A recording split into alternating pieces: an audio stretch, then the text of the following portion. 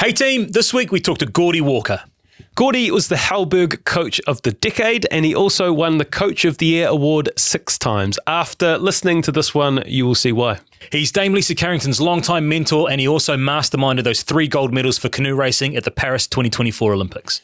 This is such an epic listen. Gordy doesn't often do podcasts like this, so his insight is next level. The first half kind of focuses on him as an athlete and the foundations of why he is who he is.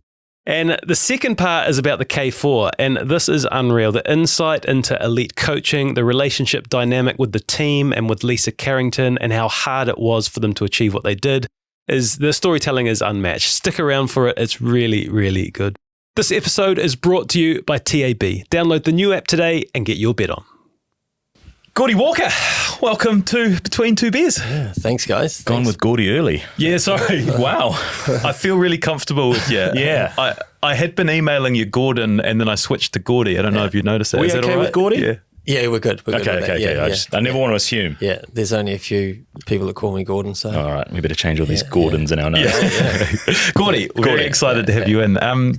You've actually helped us twice in our prep for interviews with Lisa Carrington, but now the shoe is on the other foot. And we've been on the phone with Lisa and many others digging into your world, and we've learned you are a very humble and private person. So I wanted to start by asking you how you're feeling about this situation. Yeah, a little bit nervous, you know. Obviously I've watched a few of the podcasts, listened to a few of the podcasts, and you know, you've had some awesome people on here, you know, and some amazing storytellers. So I think the bar is very high. You're right. And aside from that, you know, it's going to be, as we went through a few of those things before, there's a lot of stories, and as I go back through, as you were talking through those, like there's quite a bit I've done, and I'm wondering what's going to be unearthed. It's going to be interesting. Yeah, man, I'm so excited for this one. I didn't know a lot about you other than what I've seen, you know, in all the awards, but your backstory there's so much goodness there. I always get in trouble for saying that too much. Anyway, I want to start by learning a little bit about you and a few bits and pieces that have come through. The first thing that caught our attention was a message from Lisa's husband, Bucky, who said this. He's virtually never been sick and he wears it like a badge of honor. So when something does happen, it can get to quite a serious stage. An example he gave was a couple of years back when you came off your bike in the Redwoods, sliced your hand open, went to A&E, drove home, and the next day was in hospital with septicemia. So all that to say, what happened on the night of the Hellbergs? Yeah, so the night of the Hellbergs, well, there was a very short night for me, the night of the Hellbergs. So we were getting ready to go, and I was with my wife at home, and I was putting on my shoes, and I was like, I don't feel so good. And I was almost like, what is this feeling? And I thought, well, maybe I'm a bit nervous, you know, because I thought, well, if I do win the award, I'm going to have to get up on stage, and it's quite a confronting thing when you turn around and there's 1,000 people staring straight back at you. But then I actually had a keynote that I was doing the next night, which I was nervous about, and I thought maybe I'm just conflating these nervousnesses into a big thing, and maybe that's what I don't feel. So we drove over to have some drinks beforehand, and then I was there, and I was like, wow, it's so hot in here. What's going on? You know. And I thought, man, I don't think I feel so good. I thought, no, I've got to do it. I've got to get there. So we jumped in the Uber, drove to the awards, and there's a big queue of people in the queue outside. And I got out of the Uber, and I went, whoa, not feeling good. Looked at the queue, thought I can't make that. So I went around the back of the building, found a tree, and I just had a little spew, not a big one. And then I felt, well, I feel good now. No, I'm good. That's all it was. Got back in the queue, went inside. Lasted about 2 or 3 minutes, and then I went to Bucky and my wife Viv, and I said, I'm not going to make it. I've got to go home. They're like, what? I said, no, I can't. I don't feel good. I'm going to be sick. And they couldn't understand it. And I said, I think I need to say if I go up, we need to decide who's going to go. And then I went out to the bathroom, and I think I've never actually power chucked in my life. Wow, I don't you haven't lived. So. No, not like that. Now. Like, it would have sprayed that water. And so that was at the is it the Vector? At the Vector. Yeah. Spark Spark, Arena. sorry, yeah, wrong. Yeah. And then I went out into the auditorium there, and then there's obviously you can't see someone, you can't go through there without seeing someone you know, and they're like, "Hey, how's it going?" They want to shake hand. Like, oh, you wanna do that? I wouldn't. And then I went inside, saw you guys do your opening thing, sat out the back. Spewed again. No, I wouldn't say that was what the problem was. And yeah, that was it. And then I thought, well, I've got to go. Went home. So, yeah, for a guy that prides himself on never getting sick, your team, obviously they would have been sad that you missed it, but there's a little bit of them like, you do get sick. You are like one of us. Yeah, they were. As you said, I haven't heard it said like that, but like wear it like a badge of honour. But yeah, it's in there. Yeah, I'm not one to get sick, and if I am, I almost think, if I think I'm getting sick, I think I'm going to think myself out of this. I'm just not getting sick. It's not happening. Did you watch? Because Lisa went up and sort of did a speech for you, like after you were home, wherever you were. Were you watching her do a speech on your behalf? No, I was not good. Yeah, I was like I was done. Yeah, no, I didn't watch any of it. I don't know if you know this, but after the telecast and everything ended, they gave us the opportunity to go down and talk to a few people. So naturally, we panicked and went straight to Lisa. And there was a great nugget of information that you shared with us for her episode, her second episode, around her shitting herself during the training session. So I took it upon myself to ask her. Has Gordy had a Lisa in a training session? And she was like, she cracked up. It was a good joke. Not much of the rest of the room heard it, but she said no. It was the other end. It was genuine illness, genuine illness. But then she stepped in for you the next day to do that keynote. Yes, she did. Which actually, she rang me the next morning. How you doing? I'm like, I'm definitely a lot better. And I was still in my mind I was going to make it, but it was down Rotorua, and I had to drive down. I was like, I don't know about that. Maybe not that safe. But I was still like, I'm going to make it. And then I said, I finally conceded that I'm not going to make it. And she said, would you want me to do it for you? So yeah, it was pretty amazing. Yeah, she. Because she was busy, she had plenty on, and in the last minute she had to drive down there and do it. That's a pretty good sub, eh? Like it's a tough gig. The coach of the decade has just pulled out. But wait a minute, he's got an alternative. Yeah. Lisa Carrington, our greatest ever Olympian. Well, actually, the real story is they actually rang her first, and she wasn't available. So they got a bono. So then they asked me, and I was going to do it. And then I rang and said, I can't do it. So they got who they wanted. So it all worked out in the end. Yeah. Love it. Okay, moving on. Alicia Hoskin, one of your athletes, has given us a few little examples of your competitiveness. So just a couple of stories just to get to know Gordy. She honed in on Gold Coast 2023. She said there was a hot wings challenge in a restaurant that you won. Can you tell us about that? Yeah. So, the Goldie's an interesting place, and we go there for quite a bit of training, and we were there for a couple of weeks, and there was a craft beer, kind of a beer and barbecue place that we went to for dinner, and I think the team were already there, and then I turned up, and they said I think they'd signed me up for the hot wings challenge, and it was if you ate the hot wings you got a $50 bar tab. I was like, because they actually, there's a little bit in the story because they cannot deal with any spice whatsoever. The rest of the team? Yeah. Okay. Are you okay with it? I'm good with it. Okay. So if there's even the slightest grain of pepper on whatever the dinner is, like, wow, it's spicy, so spicy. I'm like, it's not spicy. So there's probably a little bit of an inside joke. So anyways, they said we've signed you up for the hot wing challenge, and there was one of the boys was there who was in the team, a guy called Corbin Hart, and we signed him up as well. So I was like, I'll sign up for the hot wing challenge, no problem. And you get a $50 bar voucher. So. And then then the waitress comes out and says, hands over a waiver, and you had to sign a waiver. And I was like, wait a minute, what sort of competition is this? And it was like if you get sick or if this happens, then this happens because you do it, Yeah. I thought, serious. Whoa, this is a bit more than I thought. And then I was starting to get a bit nervous, like, oh wow, this is going to be a big deal. And then they go around and they say, right, there'd been, I thought it was only like me and they were going to bring them to the table. We'd eat a few wings and then it's all good. And then they said, rightio, everyone that signed up for the hot wing challenge is going to happen in the next 30 minutes. And the whole there's like maybe 6 or 7 people in the bar had signed up. And so they stopped the whole night. And then they set you up on this stage at the front. And then they get you to put rubber gloves on. Because it's so spicy. Yeah. So spicy that if it, touch your face after it. Yeah.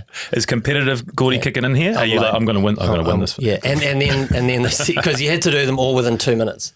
All within 2 minutes. You had to eat 6 wings within 2 minutes. And I was like, I can't eat 6 wings within 2 minutes. They're not spicy. But yeah, and then I had a mate's stag do once, and they had this Reaper hot sauce. I don't know if you've known about it, but like one drop of that, it literally could kill you. And the punishment was for him, when he did something wrong, he had to take a drop of this, and the punishment for someone else, if they did it, they had to do this. And I turned up late, so they gave me 2 drops. Ooh. And I nearly died. And what I learned from that, though, was that you got to get it in and down straight away, whereas I sort of put it in my mouth and swirled it around a bit. Disaster. So I was like, right, okay, these wings are going straight down. Bones and all. Bones and all, like pretty much. And I just, Did you win? I did. Of course he won. Yeah. It's Gordy Walker. But probably. At what price? No, it was easy. It was easy, but I worked it up in my mind to be a big deal, but I did it. And no collateral damage? No? No, not as much as the other fella. Yeah, he had a lot of collateral damage the next day. Yeah. And but I think it was more like just I think the reason they were laughing, my family were there actually, they were so embarrassed. They're like, who was that guy that Just flick the switch. Yeah, and they've sent me some photos and it's quite embarrassing. Yeah.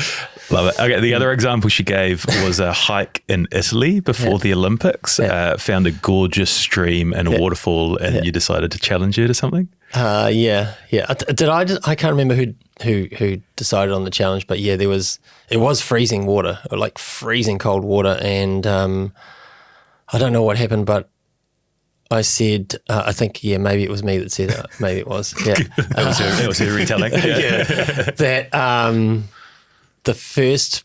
So you had to. It was basically an ice bath, but I reckon it was like 5. It was cold. Her retelling is colder than any ice bath she's ever done. Yeah, I don't want to say the temperature because I felt like it was freezing. Not safe. Yeah. And so we went, and I think the challenge was someone had to buy lunch. That's right, you had to buy lunch. First person had to buy lunch. And I was like, and she doesn't actually like the cold. She's not that good in the ice bath. Banker. No, I'm terrible. No. I hate the cold. Okay. I hate the cold. But she doesn't like the heat either. So, so I thought I'm going to get free lunch out of this, and we got the ice bath, and man, it just went on and on and on, and it was like it was freezing. I couldn't feel my whole body. Couldn't. Are you eyeballing each other at this stage? Well, I'm actually trying to distract her, trying to make her laugh, trying to get her to. But no, she wasn't buying any of it, and she just wouldn't give up. She would not give up, and I couldn't believe it. Coaching, you must have been a bit proud though. And then I realised then how competitive she was, because I wasn't giving up. And then in the end, we had to call a truce because I don't think anyone was getting out of that. Wow. Who initiated the truce? I think the team were like, you guys need to. But actually, what happened was, okay, we're going to call a truce. And you know what it was like when you're fighting with your brother when you're a kid, and you call a truce, and they're not. Like, are you really going to do this or not? Well, you go out first, and then I'll follow. It pretty much was, and so. Even though we called the truce, I think it took a few minutes before we actually got out of there. But man, I think my feet were numb for like collateral damage. 30 minutes after that. Yeah, more collateral damage than the hot wings. Yeah, that was stupid. I just took on the wrong person. I think we've got some good rewards there. It's given us a little insight, I reckon, into the mind and the mindset of Gordy. So bringing us back to present day, you've just won the Hellberg Coach of the Year award for a record 7th time. 6th. Oh, yeah, Coach of the Decade, 7, yeah. Sorry, yeah. And, Hellberg Coach of the Decade. So you've reached the summit of elite coaching in New Zealand. The question I had is the drive to improve and grow and get better and go harder. Like, is it still there? Yeah. Short answer. Yeah. It is, because I think that maybe when I started, I would have said that there would have been plenty kind of like to do or to learn or whatever for like 4 to 8 years or something, and then it might be on to something else. But the more I've done it, and particularly I think something that's been different is being able to be on the journey with others for a similar length of time. You get to go deeper and deeper into, you know, your understanding of what it takes and what the opportunities are. So I think if there'd been more people come and go during that time, or less continuity, I think it would be a bit different. But because of that, I think you know, there's still like things that I'm trying to like learn and do that I can take from the context that didn't exist before. So yeah. So we spoke to you. You've been at training before this. Yeah. You got training again this afternoon. Yeah. Do you wake up some mornings and not want to go to training? I wouldn't say not want to, but I do wake up quite a few mornings and think, well, I'm still pretty tired from the day before. Yeah. Yeah, definitely. Yeah. I mean, not want to go though, no. I mean, on occasions, yeah, definitely. Yeah, but not that often. Yeah. That's Most such of a the time. wild mindset. Yeah. And it comes through in your athletes as well, because when we first had Lisa on, I think it was 2 years or 3 years without missing a session. Yeah. Same for you? I got sick that time, you know, and then I fell off my bike that time. So I've missed a few, but not many. Good reason. Yeah. We're going to build into coaching stuff. I want to sort of take us back to the start and sort of the foundations. So you moved to Auckland with your family from Zimbabwe, aged 6. Mm-hmm. And from what I understand, didn't have much. Do you remember much about that move and what life was like in those initial years in Auckland? Yeah. It was. I mean, you know, obviously, I'm old now, so remembering back to those days is a long time ago for me. But I do remember some of those initial things, and yeah, I was 6, and you know, when you're that young, like everything is. Well, I kind of felt like everything was an adventure, so it wasn't like a. When my dad, he sat us down, he said, right, we're moving to New Zealand. And I was like, oh, yeah, cool. It wasn't like, oh my God, I'm going to lose all this that I've got here. I didn't really think like that. So I think that kind of mindset has helped me in other things. So we moved here, and I didn't think a lot about it. But some memories from when we originally moved here were, I remember that everyone spoke different. You know, like I was like, wow, I sound different. And I thought that in order to fit in, you know, I'm going to have to change my my accent, because I had not a South African accent, but like a Zimbabwean accent. Which You do quite a good Zimbabwean. Nah, not you, not now. Nah. Yeah. Well, I mean, that's such a long time ago.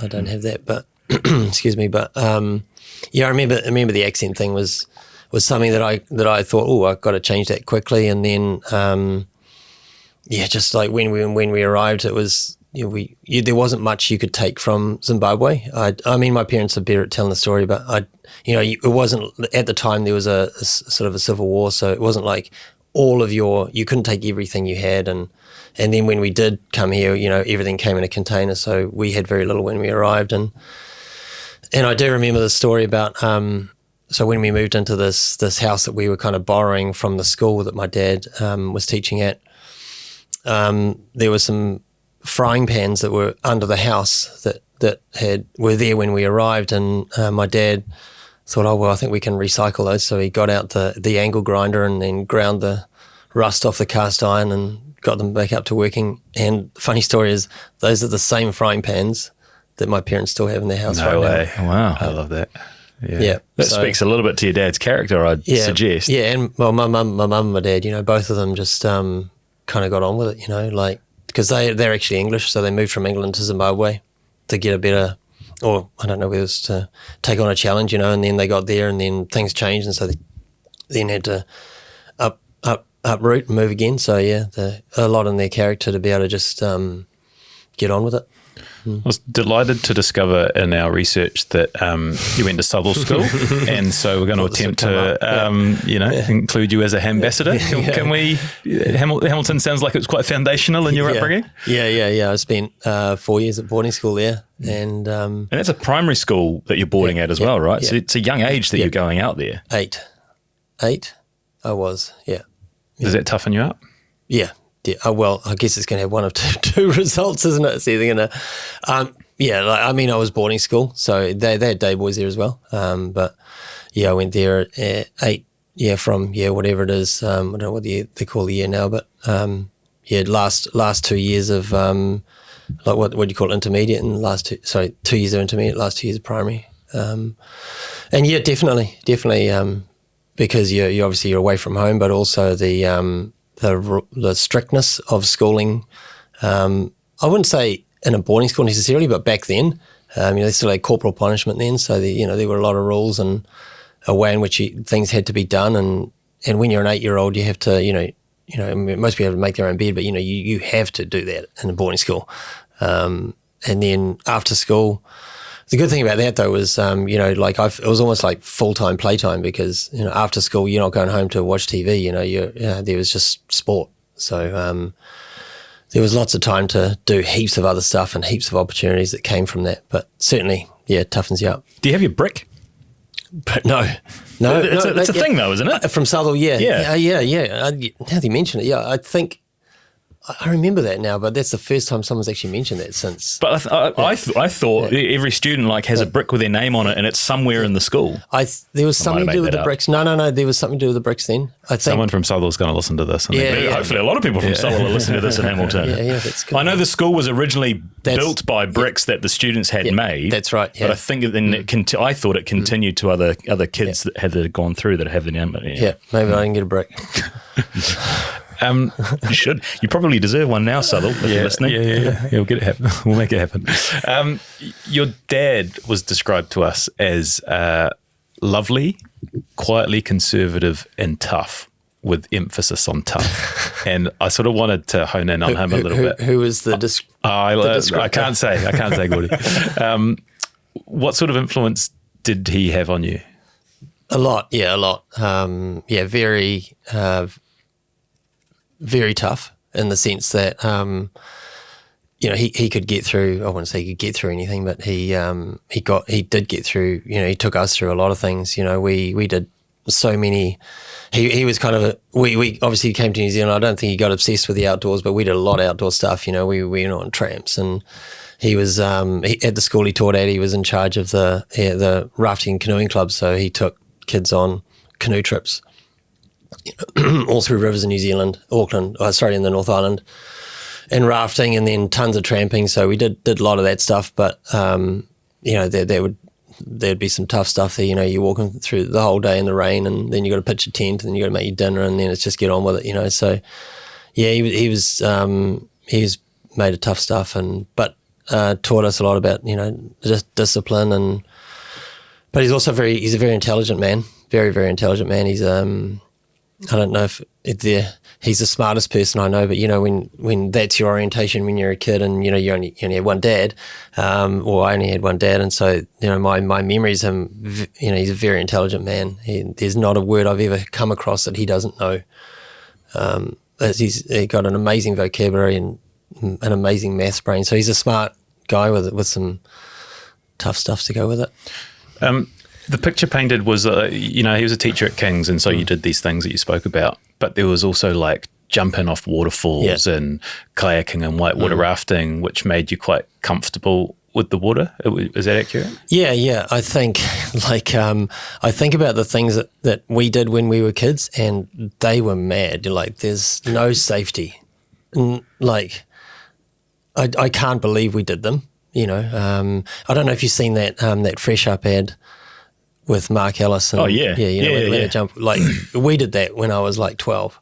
We actually got two, tractor inner tubes, pumped them up real hard, tied them together, put a trailer tarpaulin, whatever that thing that stops the rain from getting over the top, tied it all down, and we made that as our raft, and then we went, we shot went the over falls.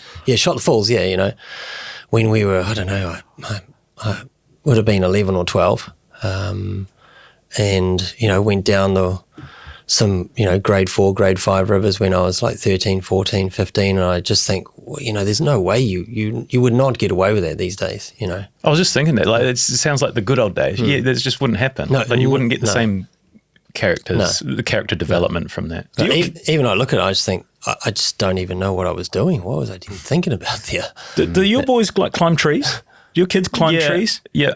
My 8-year-old loves climbing. Yeah. I feel like it's a lost art. But climbing trees is quite different to jumping off waterfalls. Well, I remember jumping off a roof when I grew up, like the garage roof, and like you'd jump off it and do a little army roll, and you'd be like, wow, that was cool, I'll do that again. Like, I don't know any kids that jump off roofs these days.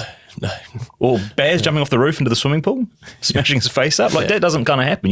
And I guess you learn some lessons and as a kid through doing some of those things, and perhaps your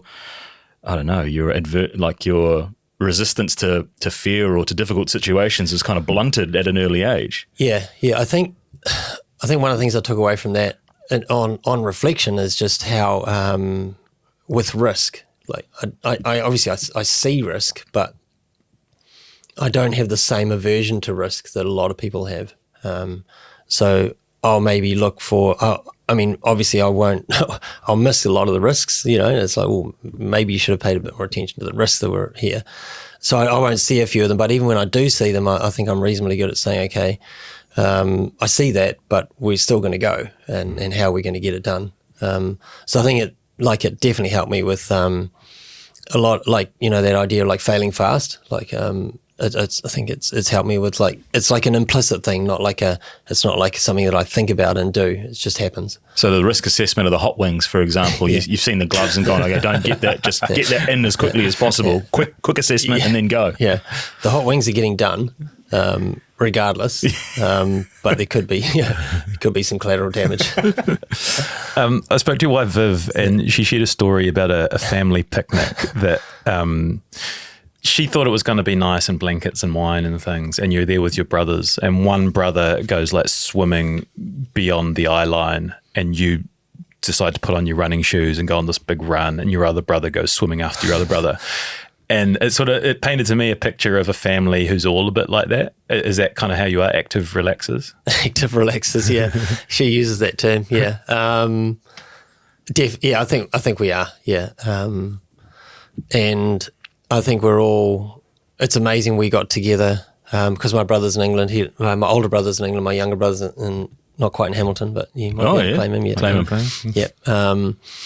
And my older brother in England, he came back to New Zealand. He hasn't been back that many times, but he was back, I think it was a year ago, and we all got together. And, now that I'm a bit older, you see your family's kind of characteristics. And, when you're younger, you just think that's just the way the world is, right? And then I'm sort of doing these characteristics at the same time as sort of standing back and watching us, and I was like, what? This is built different. We're built different. No, we're not, like, we're built different, like in the same way that, look, everyone's built different, but not like special different. But sometimes I was like, well, yeah, it's and I think a lot of that is actually, it's just from my father, the way that he is. He's just he's a get it done kind of guy. So teenage Gordy at Kings, loved sport, but wasn't sort of excelling at any, but then found like a passion for cycling. I think I've read somewhere that age 19 you wanted to be a professional cycler. Yeah. Like, that's what caught you. Yeah. I think I always loved sport. When I went to boarding school, or before I went to the boarding school, I liked sport. Went to boarding school in Sutherland, and then that was awesome. Played rugby and played cricket and did cross country, and I'd loved all the sports. And then at Kings, once again, tons of opportunity to do lots of different sports. But there was always, like, I wasn't like in the first 11 or in the first 15, and there's always those people that wow, they're really, really good. And then I always kind of had an interest in doing cycling. I never did it. When I left school, I picked up cycling, and just loved it straight away. It was just awesome. Loved the process of training, getting into training, and I did, I wanted to become a professional cyclist, but once again, you realised, there's some people that they're just really, really good, and I think I wouldn't say that I recognised that I couldn't make it, but whatever, a few things happened, and I didn't carry on with it, but I 100% loved it, and I've kind of stuck with the cycling. It's been a sport that I've loved for a long period of time. When you say you fell in love with the training, what was it? The feeling of getting better, or was it the feeling of pushing your body? Like, what was it specifically about that element that attracted you to cycling? Yeah, I did like the hard training. Like, I think with cycling, like as much as I think in some sports, like you can, there's a certain amount of talent, like pure talent you need, and no matter how much training, it's not really going to make a lot of difference. Or especially sports that are really, really skillful, like the skill is kind of how you get into it. And sure, training is going to help, but, whereas with cycling, I knew that, no matter how talented you are, you'll never know how good you are until you actually do the training. So I did like the hard work. I did like the training. Like the training in the sense that I like the just going out for the long rides, but also the camaraderie. Like cycling is a really, really social sort of a sport. Like you're riding along, you're chatting to people, and it's lots of fun. That's why people get into it. Whereas some sports like kayaking, you're not really paddling along having a chat. So I love that, and then I love the process of like, if I do this, and then I got a little bit better, like the kind of like the game in it. And I think what I've learned is that the thing I enjoy the most is that process. I love the process of figuring things out, of getting better, of that kind of like, or maybe there's there's another way, and if I tried that way, that I could be that good. So yeah, I've sort of figured out that I like the process and the discipline of the hard work. Yeah. It seems there's a bit of a pivotal moment, age 21, I think. You had like quite a nasty accident, and it sort of turned you into a sports science degree. When you're zooming out from where you are now, like how important was that to get that sort of 4 years of study and take you down that academic path? Yeah, definitely. So like I think I had this sort of bike accident, and it wasn't like that I couldn't carry on, but it did stop me in my tracks a bit. And then I started up again, and that was okay. But it did give me a chance to stop and think. And then a new degree was offered at Auckland University, a sports science degree, and there never been a sports science degree offered in New Zealand at all. And like it just fitted everything that I wanted to do. Like the understanding of training and physiology was probably what I was most interested in at that time. And there'd never been anything like that before. Like everything I'd learned about training, I'd just gone to the Auckland Library and gone to this library. I just read like all the books on cycling that I could find, which were minimal. I remember cycling was, this is in the early 90s. It wasn't like it is now. And so like I'd gone from this kind of fascination with no kind of access to resources to like a university degree. And then it just happened that it was actually a really fantastic degree. And then I kind of stopped the riding, but committed the same kind of intensity. I think that's one of the things, like in my brothers, is the intent. Like if we do something, it's a little obsessive. So the intensity that you want to bring to something, and then I brought that to the study. And I wasn't like exceptional at school, but because I really loved what I was trying to learn, then my ability to learn it was like so much better, and yeah, it was cool. I enjoyed it. So is the story as it continues that you studied and then you went back to cycling and you used the skills that you'd learned, this new skill set, and you were quite a bit better than you were before? Yeah. I definitely took a lot of the understanding that I got from training, but I think, and the thing with the degree which was interesting, was that it doesn't actually tell you anything about how to coach people or how to train people. You still have to take this kind of like theoretical knowledge and bring it into the kind of empirical world and make your own decisions up, So it's still, and once again, these things are thoughts that I've arrived at way after the fact. Like I didn't realize at the time that's what I was doing, but it's the kind of creative process of taking the theory and putting it into action, which is the art of like writing a training program.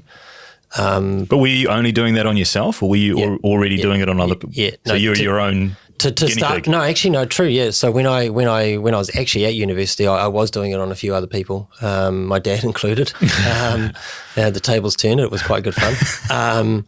So yeah, and then I had another mate of mine who'd done a similar degree, but was pursuing his sort of cycling dream, and we did a bit together.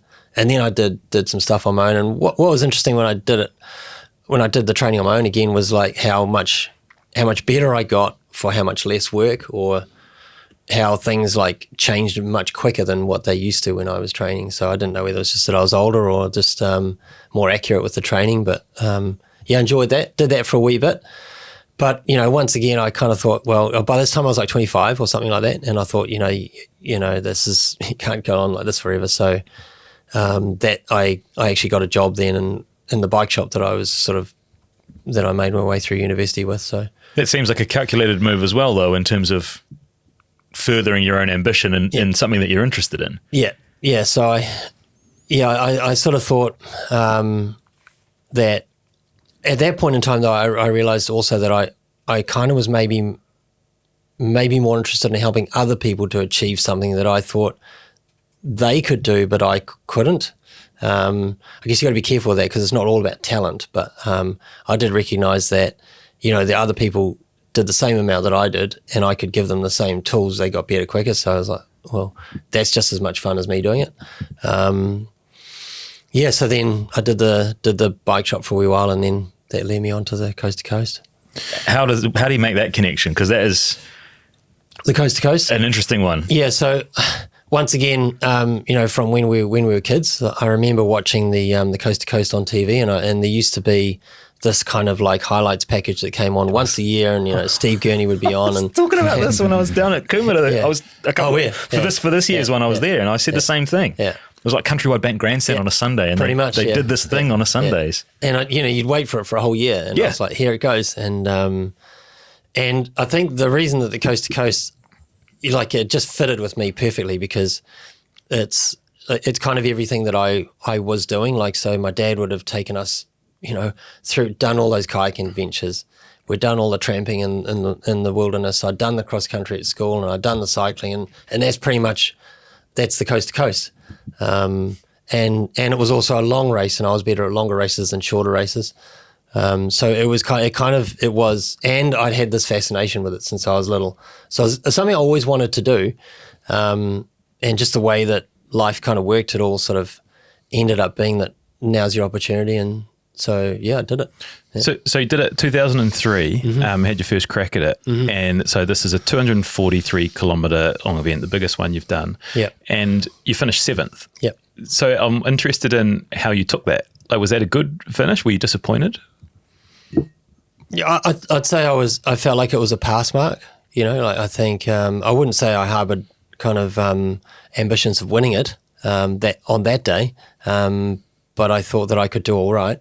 And 7th back then it was pretty good. Like to make the top 10 was like, if you made the top 10, it was quite a big deal. And I think I was 39 minutes behind Steve Gurney, who won it. And then the top 10 were like 45 minutes. So within 45 minutes, 10 guys. So it was pretty competitive. And, but I wouldn't say I was like, man, I was just so good that day. That was awesome. So partly because in the race, it was like, I realized, this is harder than I'm capable of. Yeah. At what point do you realize, because it's 243 and it's across the South Island. Yeah. Are there moments when you get into it and you go, oh, fucking no amount of training prepared me for this? Yeah. Quite early on. So, like that, you have a 3K run and then a 55K bike, and then you start the two big things are the mountain run and the paddle, and then the bike ride at the end. But so the mountain run is a big thing, and it was my first time, and I'd been done some training, and you need to learn you had to learn your way through the mountain run because there's no path. And I'd done maybe 5 runs through, and I thought, I think I got a reasonably good idea where I'm going, because it's just a massive part of the race, the course knowledge. So off we go in the run. I thought if I can keep up with 1 or 2 of these other good guys, then I don't have to know too much. But early on they're gone. I was like, well, I'm on my own now. And then within maybe an hour and a half, I was lost. Like as in, I know we got to go upstream, but I don't know. I've never been to this place. I've never been to this part of the river in my life. At that time, I realized I was like way out of my depth, and then made my way to the end of the run. But that was from then on, I was just survival. But so that was pretty early on. Yeah. But is it addictive? That race? Yeah, I mean, it's kind of like that's characteristic of a lot of other things that might happen to you. Like you attempted something, couldn't quite do it. But if you feel like you can figure it out, maybe you can come back. And so the addictive part is I think I think I can do this. I think if I learn my way through this, I think I can learn my way through this, and then we could be in business. And that's what you did, right? Yeah. So debut 23 came 7th, runner-up 2005 and 2006, won it 2007, 2009, 2010. What's that feeling like, winning it for the first time? You know, everything you've just spoken about, and you know, you're getting over that line first. Yeah, winning it for the first time was amazing. Yeah, 100%. That was at that time that would have been the best feeling, you know, in a sporting sort of situation I'd ever had in my life by a long, long way. Partly because like I came 7th, which was okay, but then the next year, which was probably just as important, I didn't finish. And I thought I'd go from 7th to like a lot better the next time. So a lot better is not finishing. So that was a massive wake up call and humbling experience. Was it a technology blowout or a? Yeah, technology blowout. Okay. so you blew a pointed to his head. So you blew a gasket on the course. I'd say that I think a lot of success before you arrive in a moment is a lot of the success you might have in a moment is achieved before you arrive in that moment, right? So what was the preparation like? What is your mindset like? Who was I going into that situation? And I thought I was completely unprepared, basically. Like it was actually, that was the year there was a huge storm. And I think there was maybe 150 started and 20 finished. So it was hard to finish. But, you know, I went in there thinking it was going to be 35 degrees and a hot day, and it was like 5 degrees and freezing. And I knew the weather forecast, but I didn't change my plan.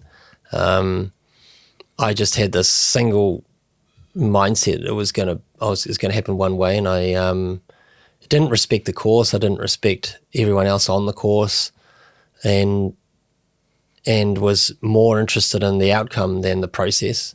And that happens, you know, you go through a cycle in life where you figure that out, and then you might go back to, you know, back to that same mindset again. So that, to me, as much as it even pains me to talk about it now, I think it's the only race I haven't finished.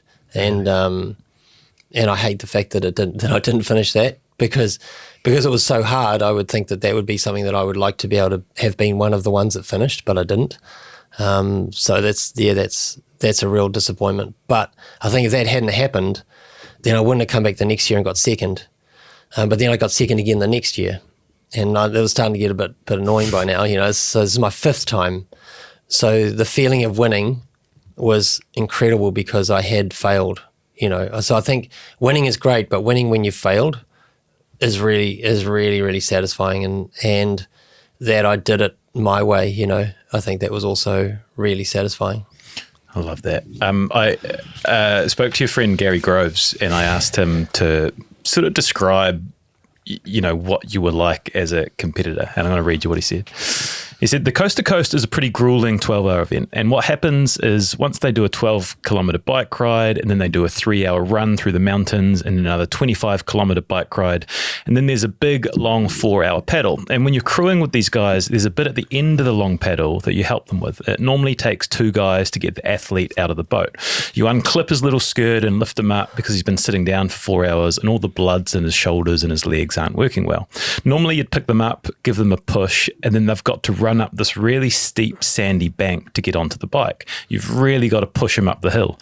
This particular time when he was in the lead, we were all ready to help, but he just blew by us. He sprinted up the hill like there was no tomorrow. We couldn't keep up with him, which is a phenomenal effort, really, considering what he'd just done. He was just so fired up in that race, and it meant so much to him, even though there was no blood in his legs. And that's the one thing that sort of stuck in my mind about what an incredible athlete he was in his day and his incredible mindset. He probably won't even remember that. Do you remember that? I do, yeah, I do. And I mean, I think by that time, like, I think that was my 5th one, and I learned a lot, you know, about the mindset thing, and I knew that if I got there and I was assertive and confident, and then, you know, what is the message that is going to send to myself and to the others around me. And I felt like if I did that and was like, right, we're going up this hill like really fast, they're going to go, well, he's on, he's good, and then they're going to, whereas if I get out and I go, oh, how far am I behind or how far am I ahead? I sort of was also conscious that I could influence the mindset of everyone else around me, and then that's going to come back to me. And then, is that pre-planned from the start of the race, or are you thinking about that just in like the minutes before, the adrenaline's pumping through and you're like, I'm going to do this? A bit of both. I think there are a lot of times where you have to have a whole lot of things in your mind, and then which is the one that I'm going to grab in this moment. And I think, like, once again, these are all, most of the things you're talking about, like, are unconscious, like they just happen. Like, whereas now I think I know these things now, and so I will be more organized about how they might happen. So, like at the Olympics, there are a couple of things we came up with for the week, but I would have had maybe 10 in my mind, and I was thinking, which are the ones that are gonna be important. Whereas back then, I think they would have been in there, but not. I'm not conscious of those. They're more instinctive, right? So yeah, I think I would have had that, but it would have been very instinctive, I think. Is the coast to coast the toughest thing you've ever done? No. I think I've done a couple of adventure races, which are the toughest one day. Coast to coast. But by the time you get to a certain level with the coast to coast, you can race the whole race. Like the first year, like I said, I raced for 3 or 4 hours of the 11, and the rest of it was just survival, right? But by the time I got to the end, I could race the entire race, which is basically how you get to a place where you can win it. But then, some of the adventure races that I've done have been.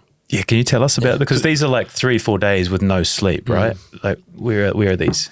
So I mean, I'm not an expert in these. I've done a handful of them, and then you've got the likes of Nathan Favre and another fellow I used to race with, Richard Usher, who've done 50 of them or something like that, which is crazy to think of doing 50. Like I've done a handful, but and there's different types of adventure races. You can do what they call stage races, which last over 5 days, which might be like doing the coast to coast for 1 day, and then you get up the next day, do it again and again and again. So that'll last for 5 days. So the first time I did this 3-day stage race, an individual stage race down the South Island, from Mount Cook to Christchurch, I thought, how's this going to work? This is like doing the coast to coast 3 days in a row. I can't walk the next day. Yeah. But you just do, you just do. And then, so there's those types, and then there's what they call non-stop. And that's actually probably what they call they call them expedition, an expedition race where you're, and then they have 2 types, unsupported and supported, where you might have a crew and they go from from checkpoint to checkpoint, and when you arrive, then the crew will, say, here's a pizza, here's a whatever, take this off and get your bike ready. And then there's ones where you have to go completely solo, where you might do a bike leg, you finish the bike leg, you pack your bike up, put it in a box, it goes on a truck, and then, it goes to the next place, and then you're on your own the entire way. Oh, shit. Yeah, which is shit, because and it's really stressful, because in the 3, 4, 5 days beforehand, you have to know the route, and then you have to plan all your food and your gear, and it's just a logistical nightmare, like aside from the physical challenge of organizing all that gear. Pause there. Yeah. You say it's a logistical nightmare. Do you actually love the process, in your words, of trying to figure out how you can conquer that challenge? That part, I think if I'd done more of them, I think I would have probably enjoyed that part and the teamwork part. But at that time, I was in more survival mode, and the logistics, it was just so overwhelming for me. I was like, oh God, this is a real big deal, So I was more just stuck in the whole physical challenge of it, like staying awake for 24 hours, 36 hours. Alicia spoke a little bit that you've shared with the team around hallucinations and things like that through exhaustion. Is that accurate? Yeah. Yeah, I mean, the best way I can describe they call it sleep monsters, is if you're, when you're driving and you're like, and you're getting really tired and you think, I've got to stop now. And you persevere, and even though you shouldn't. And it's a battle to stay awake. Imagine that multiplied by 100. That's what it is. It's like, because you can't stop, and you might be riding or you might be walking. Typically it happens, well, for me, it was when I was walking. Because you're not running in these units like 6 days, or you're walking fast, and then that just are staying away because it's so painful. It's such a painful experience. What's the payoff in this? Exactly. You know what I mean? But genuinely. Yeah, because it sounds like this thing's coming and you're like, holy shit, I got this thing to do. And then when you're doing it, you're just in days of pain. Your body's going to be aching afterwards. Is it just the satisfaction of, fuck, I did it?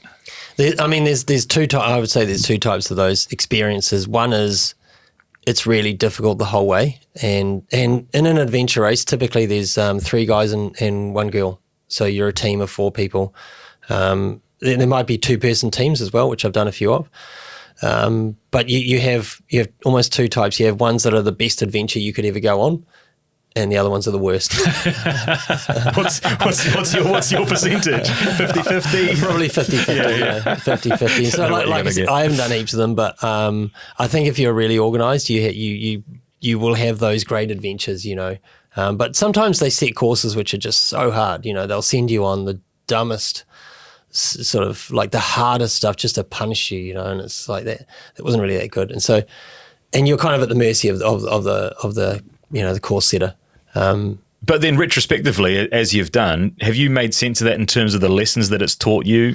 And can you talk to those? Yeah, I think what I learned, I raced with a guy, Richard Usher, who I raced against. And then You used to hate. I used to hate that guy because for the backstory, he beat you a couple of times, right? Yeah. He was first place when you were second place.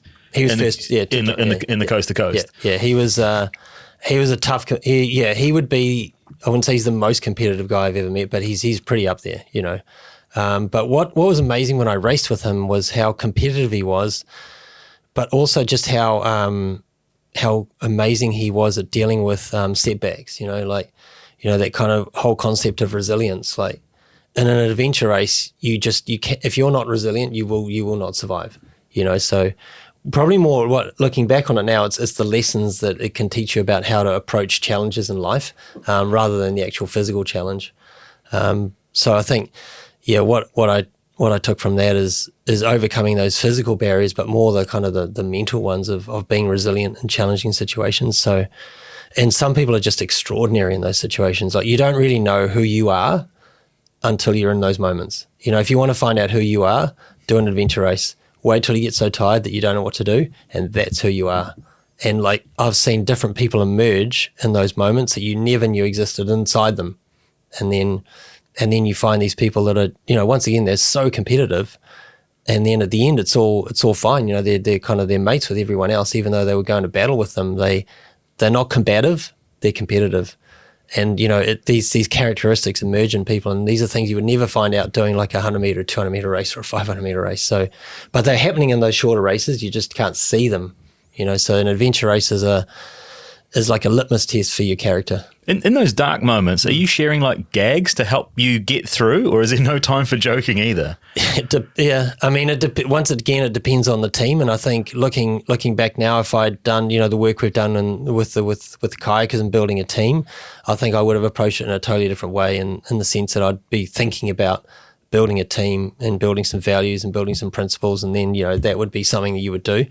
But, you know, often I was in like a throw together team with others that you never knew, and you didn't know, but, you know, no, the kind of team spirit it had to be kind of like just magically created in that moment rather than built over time. Yeah. Man, that was such a good answer you gave before. But that's why you do it, right? To find who you are in those tough moments. And like we're going to build into your coaching stuff, but far out, that was so good. I'm not sure the timelines on this, but, you know, are you doing the adventure racing and the coast to coast kind of at the same time? This is when you're still. Yep. So I'd asked a few people about like what were some periods of adversity for Gordy, and they sort of signaled that during that period, you know, you're training 30 hours a week for the coast to coast. You're sort of working as well. You're tired. You don't have a lot of money. You're kind of on the bones of your ass. Like, was that a difficult time for you?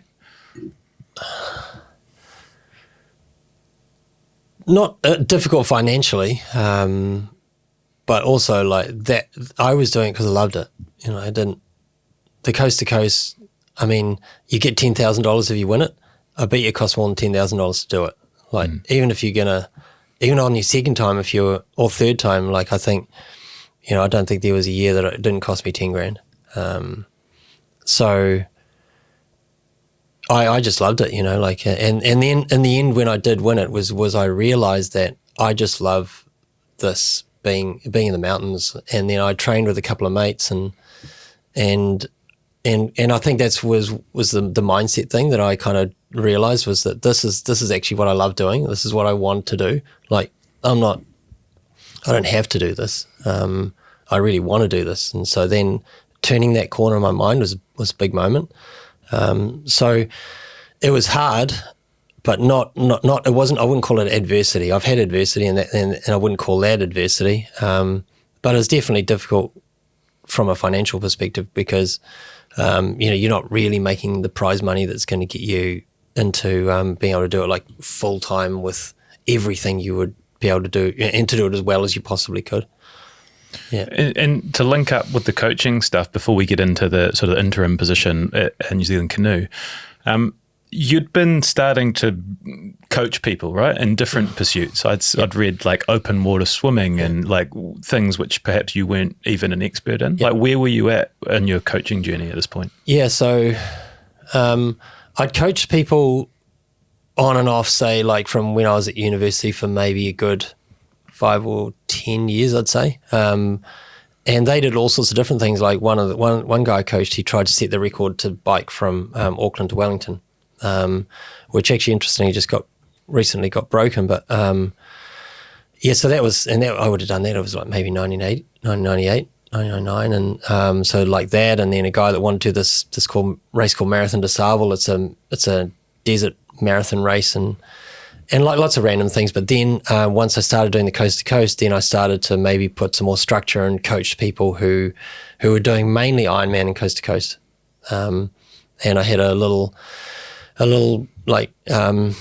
coaching sort of business where I tried to help people to do those two things. But it was pretty difficult to manage the time between trying to do that and then also pursue what I needed to do. So where did the arm wrestle end up getting won then, in terms of coaching other people? When did you decide to hang up the athletic pursuits of your own and focus your energy into others?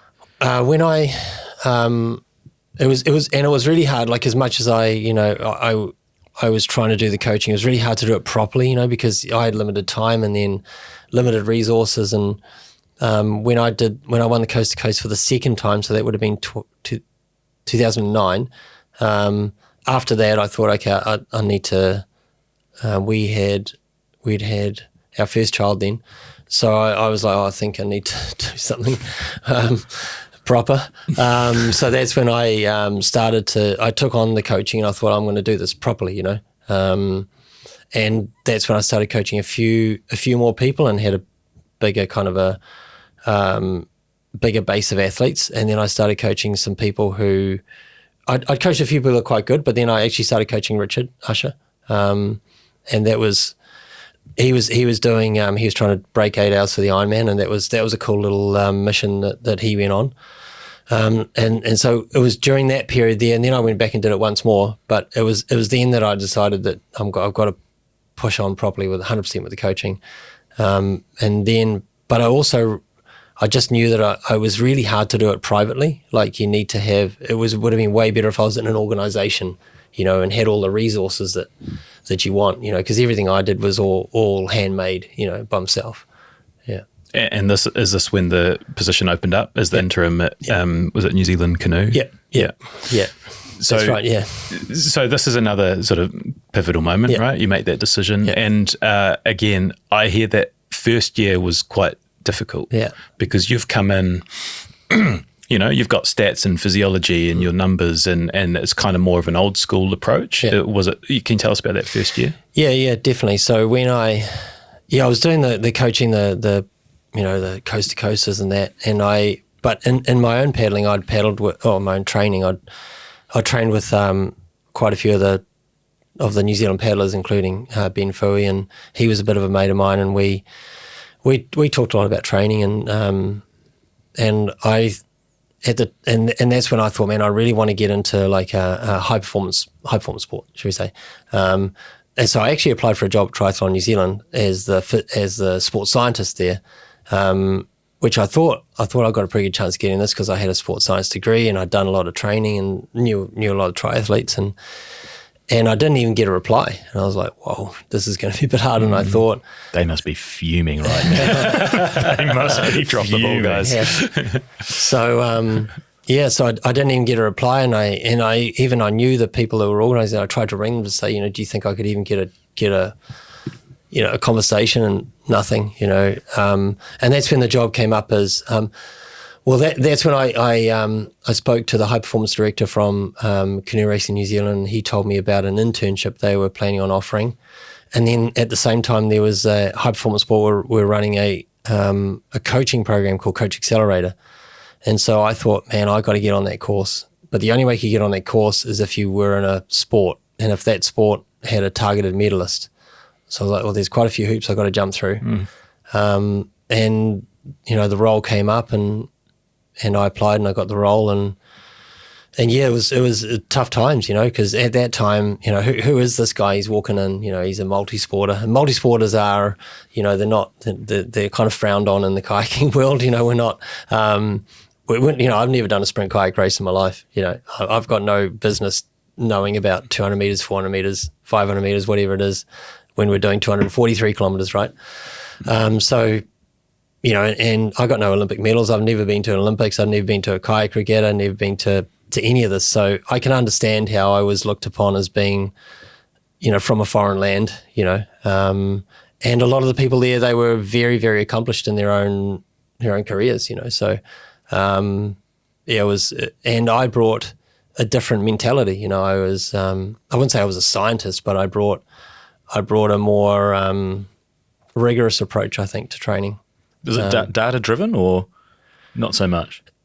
I don't like to say that, but others that don't know data would say there was, like me. Yeah, would say that it was data driven, but I think it's a balanced approach. But yeah, much more around understanding of performance and the kind of realities of, so the data can evidence-based. Evidence-based, shall we? That's nice. Yeah, to a degree, evidence-based, but also just I would say excellence-based. Like, what are the standards of excellence that you need to apply to winning here? And then what are they over there? And then they're reasonably similar. So what if we just apply these standards to what you're doing? And I think there are a lot of opportunities to be better, alongside approaching the training in I wouldn't say a different way, but a more understood way of what's it going to take to win. So I brought that, and I guess that was different, and that difference is challenging for people. And did you get some because you had a fast start, right? You had a world championship and an Olympic medal in your first 12 months. Did that get you some respect? Like, did you get some runs on the board with that? Well, I mean, that took 18 months, which in 18 months at that time felt like 18 years. So yes and no. I think it was still difficult for people to kind of embrace that for quite a long time. Even though Lisa won a world championship and then Olympics the year after that. There was still a lot of there's just the way things are done around here, that kind of the mentality, and I think every sport has it, and every sport will have its kind of like I said, just the way things are done around here, and maybe the old school, and they kind of hold on to a lot of things, and embracing and moving through change is challenging for people, and I think that that was really difficult, but going through that was really helpful for me understanding what it is that is kind of motivating to me, or what is the reason that I'm getting through this that's helped me later on. Did you get on that Coach Accelerator program? Yeah. And how did that impact? Did that validate those thoughts that you were having, or that knowledge sharing component? Because it brings a whole bunch of coaches from different sports together, right? Yeah. Yeah. I mean, I just can't sort of thank the people that got me on there enough, really. Like, I feel like that was there's been some lucky moments in life, and many of them, but for me, getting onto that course was just massive, and the learning that I experienced in that time, it was kind of like doing an MBA of coaching kind of thing. Who else was on the course with you? So at the time there was we had an equestrian coach Eric Devander, Janine Southby, who was who became the Silver Ferns coach. Gary Hay was in rowing, and Darren Smith from hockey. And so we were the third intake, and then the first intake had Steve Hansen and Mike Hesson, and then I think one of the assistant coaches, Silver Ferns, and then Gary Stead was on the second one. The current Black Caps coach. So there were a lot of amazing coaches on there. We did a couple of courses where all three intakes were at one time, but the facilitators were just extraordinary. So super grateful for the people that got me on there, and then the people that took us through there. I would do it all again, and if I could. Was Christian Penny on it at that stage? He came. He took one of the they call them residential. So we went there for a week, and he's a top man. Really done a lot of work with Christian over the last few years. But he now runs it. But at the time, he just took one of the weeks, and that was a pivotal week for us when we went with him. Zooming out a little bit on your coaching, like how different are you as a coach now in 2025 from those initial years? Yeah, a lot. I'd say a lot different. Like, this guy who I coach with at the moment, he has this saying. Oh, he's not his saying, but it's a quote he told us once. He said something like, "If you're not embarrassed by the person you were a year ago, you're not changing enough," or something like that. Yeah. I think Lisa's taken that. Lisa's taken that as well. That one. Yeah, it's a great one. Yeah, but and like, you don't like to be, because you think you were good then.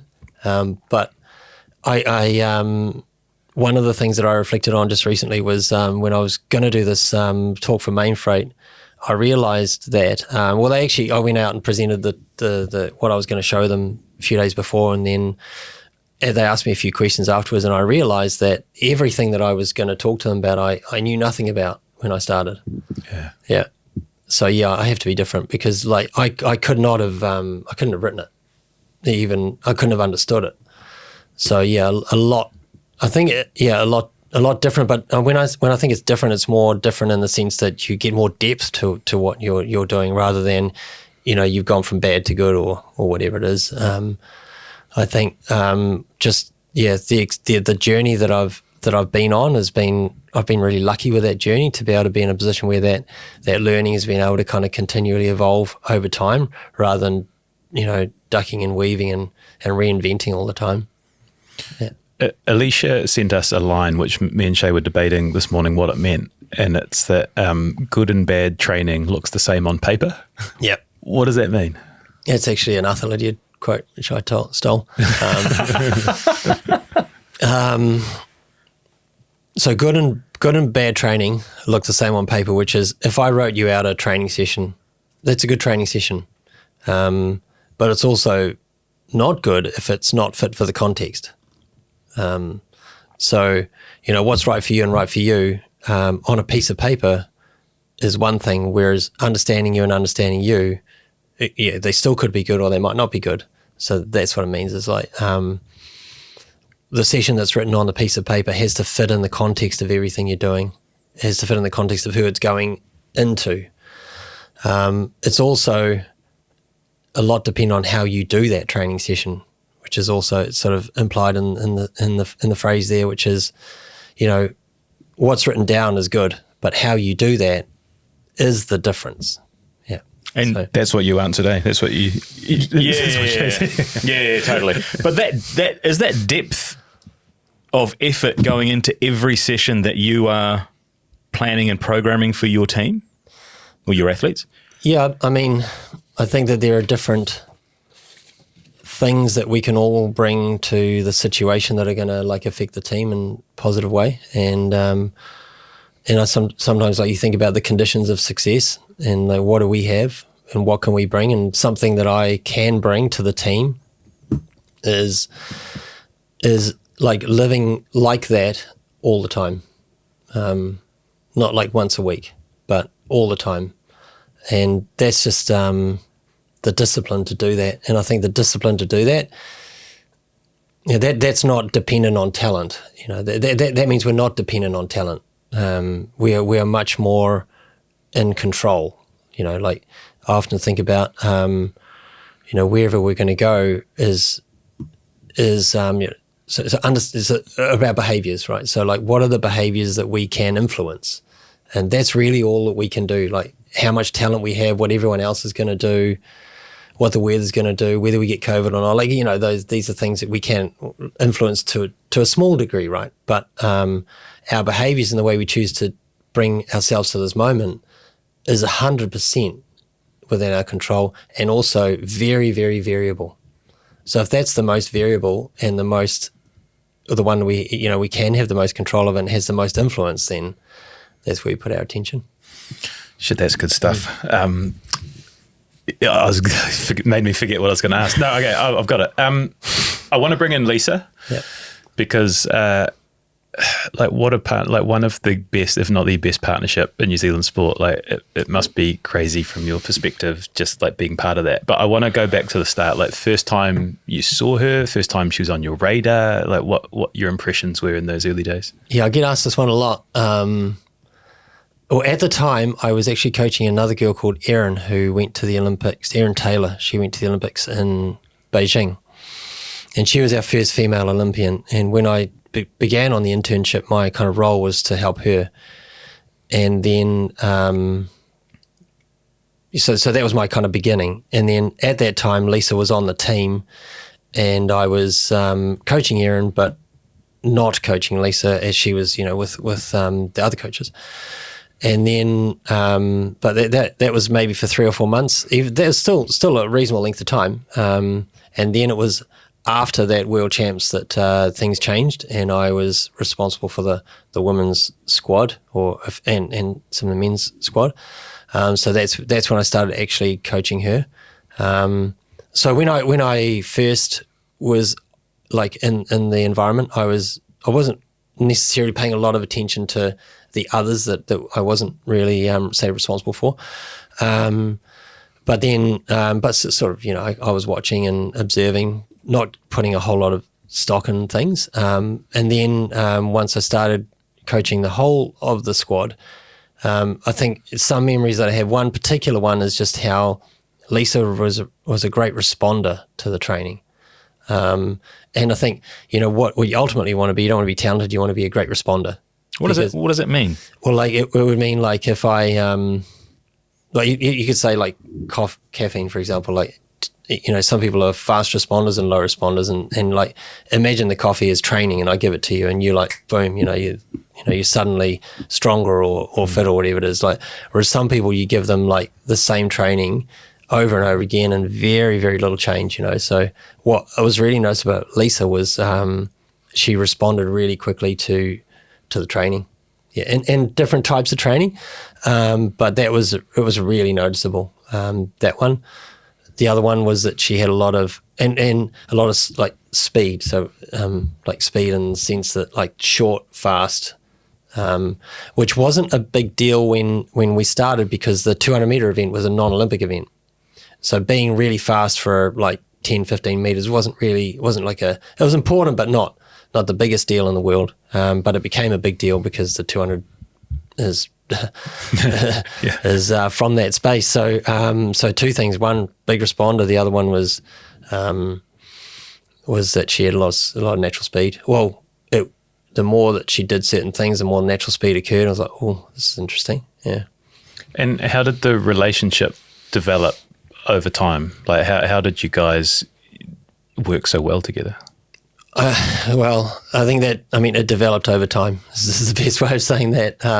Because when we started, like I said, it was some tough times. We obviously she had different coaches, and then for whatever reason that changed, and then I became the coach, and that's quite unsettling for someone. She's only 20, 21 at the time, and I was new to coaching like that, new to the environment. So there wasn't like we didn't start on the high trust level, I wouldn't say negative trust, but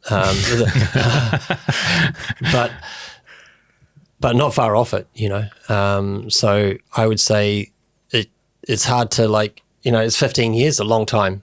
So to go through, to give it even a 5-minute answer is really hard, but to say that it started from we started with nothing, and it had to be built from nothing. But from the get-go, I think that the trust thing was probably something that took quite a long time to build between both of us. But that's and that was something that was perhaps difficult for both of us, and but working on that is I guess been something that's made the difference for the time that we've managed to work together. Is that trust there by 2012? Are we still building and still working on it? I think there's I sometimes think of trust like it's your savings account, and it's really hard to save money. And we all know that one, right? And then it's really easy to spend the money. So you can save a bit, but it doesn't take that long to spend all that trust that you kind of saved. So while there were some savings by 2012, it wasn't like massive savings. Yeah, there was enough trust to do the job, and it wasn't like there was no trust. But I think compared to the trust we have now, it's a completely different conversation. But it's not to say that wasn't. Yeah, there was no trust. More just. Is it weird to look back at those initial stages, given how far along you are now? Yeah, it is. It's weird to think that the naivety that I had. I also think I don't know if it would have worked if I'd been the person I am. I don't know. I've never thought about this or said this, but I don't think it would have worked if I was the person I am now to the person that she was then. I think that would have, and it wouldn't have. I don't know. That's a great. She said the same thing. She said that the way that you have both grown together. Because I asked her the same question. How different are you now from when you are? It's totally different, and it has to be that way. It's kind of hard to explain, but you've just been on this journey of growth together. And I asked her to. What did I ask her? How does Gordy help you? And you said, I'll find ways to use him to help me get objective rather than emotional about what I'm about to do. So if I'm quite uncertain about a session, or if I'm worried about the outcome because I'm afraid of failing, I always try to use him to help me get back to just the purpose, the why, the how it fits in the big plan. And she sort of spoke about that with us on our podcast, which was really powerful. But from your perspective, what is she talking about there? What is that? I mean, one thing that definitely stood out to me early on was that Lisa needs to know why. What's the purpose behind this? So that was an interesting thing. And that stayed with her the whole time. And that's different. I think not everyone needs to know that, but she needed to know it. So, and then something I think that I feel is really important in coaching is helping people to understand the purpose of the training, but then also their purpose. And what do you actually, is this thing for you, kayaking? So in two levels. And so in terms of what she's talking to there, one thing with Lisa is she's how do I say this? And I mean, not so much in the nicest way, but in the most meaningful way. She is complex. There's a lot that is going on in her mind. As she said, to step away from the emotional reaction that she might be feeling about the training or the situation or the pressure or whatever it is, and she can't really engage in the thing she's about to go and do until those emotions have been kind of aligned and the stars are all kind of going in the right way. And that's just a process that she has to follow. And that could be a race, it could be a training session, it could be any number of different situations that she's in. But once her emotions are kind of settled for the thing that she's about to go and do, she's obviously going to do it in a way in which we've seen. But that is a complex process and a time-consuming process for her in order to get herself to that place. But she'll do it because she knows that if she goes through that and does that work, that the benefits are, for everyone to see. But So what you're describing there is very different from like my football coach, right, who manages a team. Like, it's almost like you're part therapist, is what I'm hearing. Like a generalist, like, you know, the data and the stats and what training should be do, but that sort of mental, you know, side of things is as important. Yeah, I'd say, you know, in coaching you need to be, like, a generalist is a really good term. Like you generally need to know most, not the most, but most of the stuff about most of the stuff. You know, you need to know about the biomechanics, you need to know about the physiology, you need to know about the technique, you need to know about the mentality, you need to know about the logistics, you need to know about the hotels. You know, like generally, and pretty, you know, like a 9.5 out of 10 on all of those things. Maybe not a 10, but you need to have a couple of 10s. But I'd say, you know, a big part of it is that, you know, understanding of an individual and who they are, and then, you know, it's a really hard thing to actually do, but to get to kind of meet that person, you know, that the real person that they really are, and then to help them to maybe, I think a lot of the time for people is they've got to get out of the way of themselves, you know. There's, you know, the greatness is in all of us, but most of the time we're getting in the way of ourselves, and it's just trying to be the person to help that person to, you know, to get out of the way of themselves. And that takes a lot of, like, patience, but that's a big part of how it's worked with Lisa. And modern athletes have multiple relationships that they've got to keep with so-called, but with specialists. Is part of your role to be that single, like a single voice or a funnel from all of the people that are around to channel that in order to get the athlete, in this case Lisa, to perform? If possible, that's who you'd like to be. And I think with Lisa, she does have, once again, she's very lucky, and not lucky, but she's worked at it. But she's had, you know, some people who have been with her for a long time, and those people have been, like, I just feel like that's been a huge part of how she's been so successful. You know, same sports site, you know, her husband now was boyfriend, same coach, same, you know, there's a few other people who have been there the whole time. And I think sometimes my role I see as being the to make sure I'm bringing all of that communicate. I'm not bringing the team together, but bringing that communication into like a consistent, constant theme. But I am the person that there, apart from Bucky, I'm the person that's there the most, so that it's easier for me to be that person.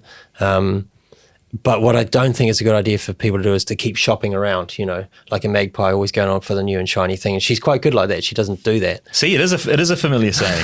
Stephen had never heard that saying until a month ago. All right, man. So yeah, I think because language is really important, like, in trying to find that consistency in language, and then the subtleties in the way in which you choose and change your words is super, super important. And if they're getting language which is contradictory to what might be not so much what I think, but what we might have been working on, then it's quite tricky. So a lot of the time it'll be about trying to help with the language. You know, the language we use is often related to the thoughts that we have. So, like, often that's a way of understanding where someone's at with their thoughts, but finding that kind of the themes that we can keep and retain that are healthy for us in our mind, that are going to help us, like, not just be kind of high performing, but also be, you know, happy in life, are, you know, they're kind of like pillars that I would stick to. One thing I'd always wanted to ask you, since we had Lisa on last time and you fed us a few good stories from training, was the one where she broke the world record, you know, ahead of the Olympics, and you didn't tell her. Yeah. I was wondering why not tell her?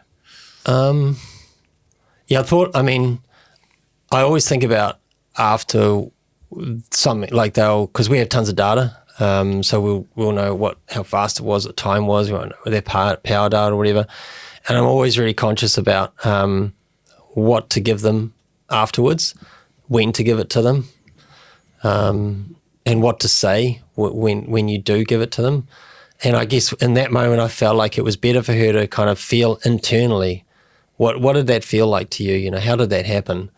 What were the things that led to that moment before you've, because as soon as I'm going to give you the outcome, that's going to influence your experiences of the moment. You know, like So I wanted her to have a sense of that before she realised what happened. And also, you know, she went 3 seconds faster than the world record. Like, and like, Were you just like, what? Yeah, are you having to, in the moment, control your emotions too?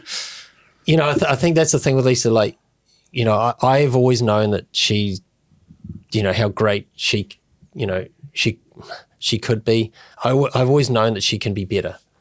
So when it happens, I wouldn't say I'm not surprised, but I'm also already believing that that's possible. So when it happens, I'm like, yeah, cool, kind of. But at the same time, it's I still look at it, I go, how what happened then? How's that even possible? You know, so it's a bit of both. But a big thing I think I was thinking about then was like, it's 3 seconds faster than the world record. So part of me is also just going, it's not like if it's a second or half a second, you go, wow, wicked, you know, where it's just so much better that you just can't even compute it. So I thought there's no point in telling you because you just go, was the GPS wrong? Yeah. You know. Or is there a risk that she starts to try and replay and recreate all of those moments? She'll try and water it down. She'll say, oh, it was because of the tailwind, or it's because of this and it's because of that. And I didn't really want her to do that. I wanted her to feel like that was legit. Yeah, that is legit. It's a 143. There's no fake news here. This is the real deal. And you did it in the middle of a whole lot of other things, and I wanted her to fully experience that. And then, you know, and I still think like it is still so much faster that it's hard to actually comprehend. But, you know, it was pretty amazing to be a part of. Is it hard to keep challenging her to push and to be better, like you can see? Like, no. People are, once again, I get asked that one a lot is, or how do you challenge someone like that, or how do you motivate someone like that? And I guess I don't see the 8 gold medals and I don't see all the world records. I mean, I do, but, you know, I see the potential that's in someone, you know, and I see that there are still ways in which she can be better. Yeah, like a lot better, you know. I mean, and one of the things that's that you know, when you have talent that meets the conditions of success, you know, you can have greatness. And she's talented, there's no question about it. But she's trained that talent. The talent she has, that she's done the same thing for 15 years. Like, she's never taken a break. She's never backed off from being better than she was the day before. And even if like an ordinary person did that, they'd become very, very good. But if you take an extraordinary person, you put them in that situation, they get to do something which is just, it's kind of unfathomable. So I think if she applies those same principles, then I think there are still ways in which she could, I honestly think she could be better in a couple of years. Yeah, when we had her on, she hadn't made the decision whether she was going to continue or not. She has now. Yeah. She's going again. What's your, like, that obviously has such a huge impact on your 4 years and what your life's looking like. What's your role as she's deciding? Like, are you staying out of it? Are you trying to influence her one way or another? Well, yeah, we had a lot of conversations about it, as well as she had them with obviously others as well. And I just tried to get her to make her own decision, really. Not influence as much as I possibly could, you know, as much as I might have thought one way or the other. I felt like I could guide that at times, but ultimately it shouldn't be my choice, you know. And I was trying to make sure that it was nobody else's either, that it really came from what she wanted to do. But I do think that for her, something I've always come back to is like, you know, the pure desire, like when it would come to a race would be, if she has the desire, then, you know, I wouldn't say nothing's going to get in her way, but, you know, that's the kind of like, if we can get to that, like, what do you really, really want to do here? And so the strategy and the technique and all that sort of stuff has to come secondary to, like, do you really want to go out and have a fight today? Do you really want to have a battle? And once she can step into that mindset, then it's pretty exciting. And so same thing with carrying on, like, is this really what you want to do? And then if she can tap into that pure desire, then she can make it work, you know, whether she wants to take, you know, obviously take some time to have family or not, or whatever it is, you know, that's not the the kind of first part of the decision in my mind. It was just helping her to understand, or helping her to give space for her to think like that. We're going to link back up with Lisa in the K4 in a bit. I just want to sort of stop by family on the way. Yeah. Because you had 3 kids under 4. Yes. Right? Yeah. That's good job, man. I'll step out for a little bit while you guys talk. But there is a big, I think Eric Murray first told us about opportunity cost. Yeah. He didn't like the word sacrifice, but you're away a lot. Yeah. Right? Like, was it 4 months? Yep. Like before the Olympics and long periods away from family and home.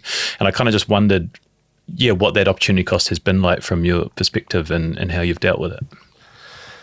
Yeah. I mean, you could see it as opportunity cost, or like it's just choices, like what we all, and making sure that the choices are conscious choices, but there's certainly been it's been like, I guess now looking back, I think it's something that we all did, like all of my family, like my wife and the 3 kids, like we all did it, rather than me going away and doing it and coming back. We kind of, whether they were there or not there, they're kind of doing it in the sense that, they have to do it without me. And I think part of it was also like, this is the way that I can do it for the family, in the sense that, I could have another job or this job, and this is just the one that I can do for us. And there have been, it's interesting with the kids, because they've been around Lisa since, they were like, Freddie, the young fella, he was born a week before Lisa won her first world. So he's been around since she was, or he's been around, and she's been around the whole time. So I don't think they know any different. So it's interesting. So for them, we don't really talk about it, but what they think about the Olympics and world champions and stuff, it's sort of, I almost think it's normal. Yeah.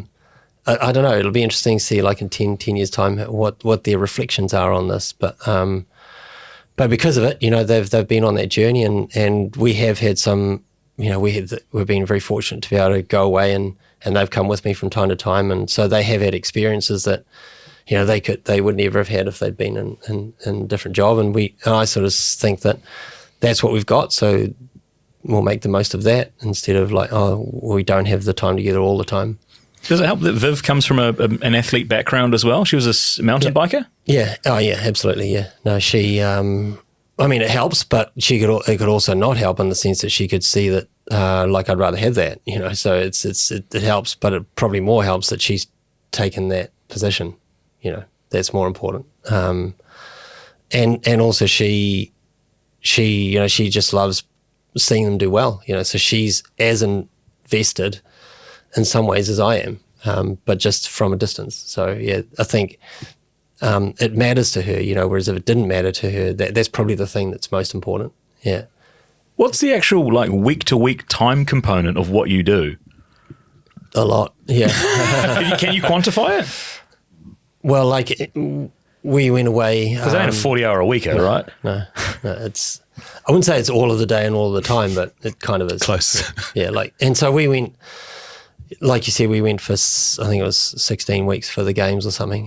Family came for a part of that time, but while they're not there, it's, you get up at whatever time, 5:30 or 6, and it's kayaking from the minute you wake up. You don't get up and I'll go into the gym and I'll do my own thing for a bit of a time. You're straight in, and then that'll go all the way until you go to bed. So however long that is, for 7 days. But 16 weeks. But you also find time to get on the bike and go and come up with some new ideas. That's right. Yeah. So yeah, I try and although that's only been a new thing, I didn't figure out that I could have escaped, but I figured that one out. But no, it is a big time commitment, and I think that is it. And some people maybe are more effective with their time, but for me, that's a difference that I feel like I've brought is. I know I'll be here until it's done, and I'll do whatever it takes. That's the kind of attitude I've had, and I think that I've needed to do that because, as I said, I didn't have those skills when I began. But I think that bringing that level of commitment has helped others to realise that, okay, that's the level of commitment that I can bring as well. and if I did that, what might happen. So yeah, it's a big commitment. How old are your kids now? 13, 15 and 17. How do they respond? Like, do you coach them? Have you been coaching their sport team? And did they acknowledge that you're one of the greatest coaches in New Zealand and they should maybe listen to a few things that you're saying? No, not at all. No, they, it's very, very normal. Like actually, our oldest daughter, she's much more into the arts. And she loves her music at the moment, which is awesome. And she's just so passionate about her music, which is cool. And so we have great conversations about that. And so, but I remember she did say, I hate sport. I remember and I was like, wow, okay. And then the second one kind of thinks the same as well. I mean, I don't know what they'll end up doing. They might enjoy a bit of sport, but at this point in time, sport is not a big thing on their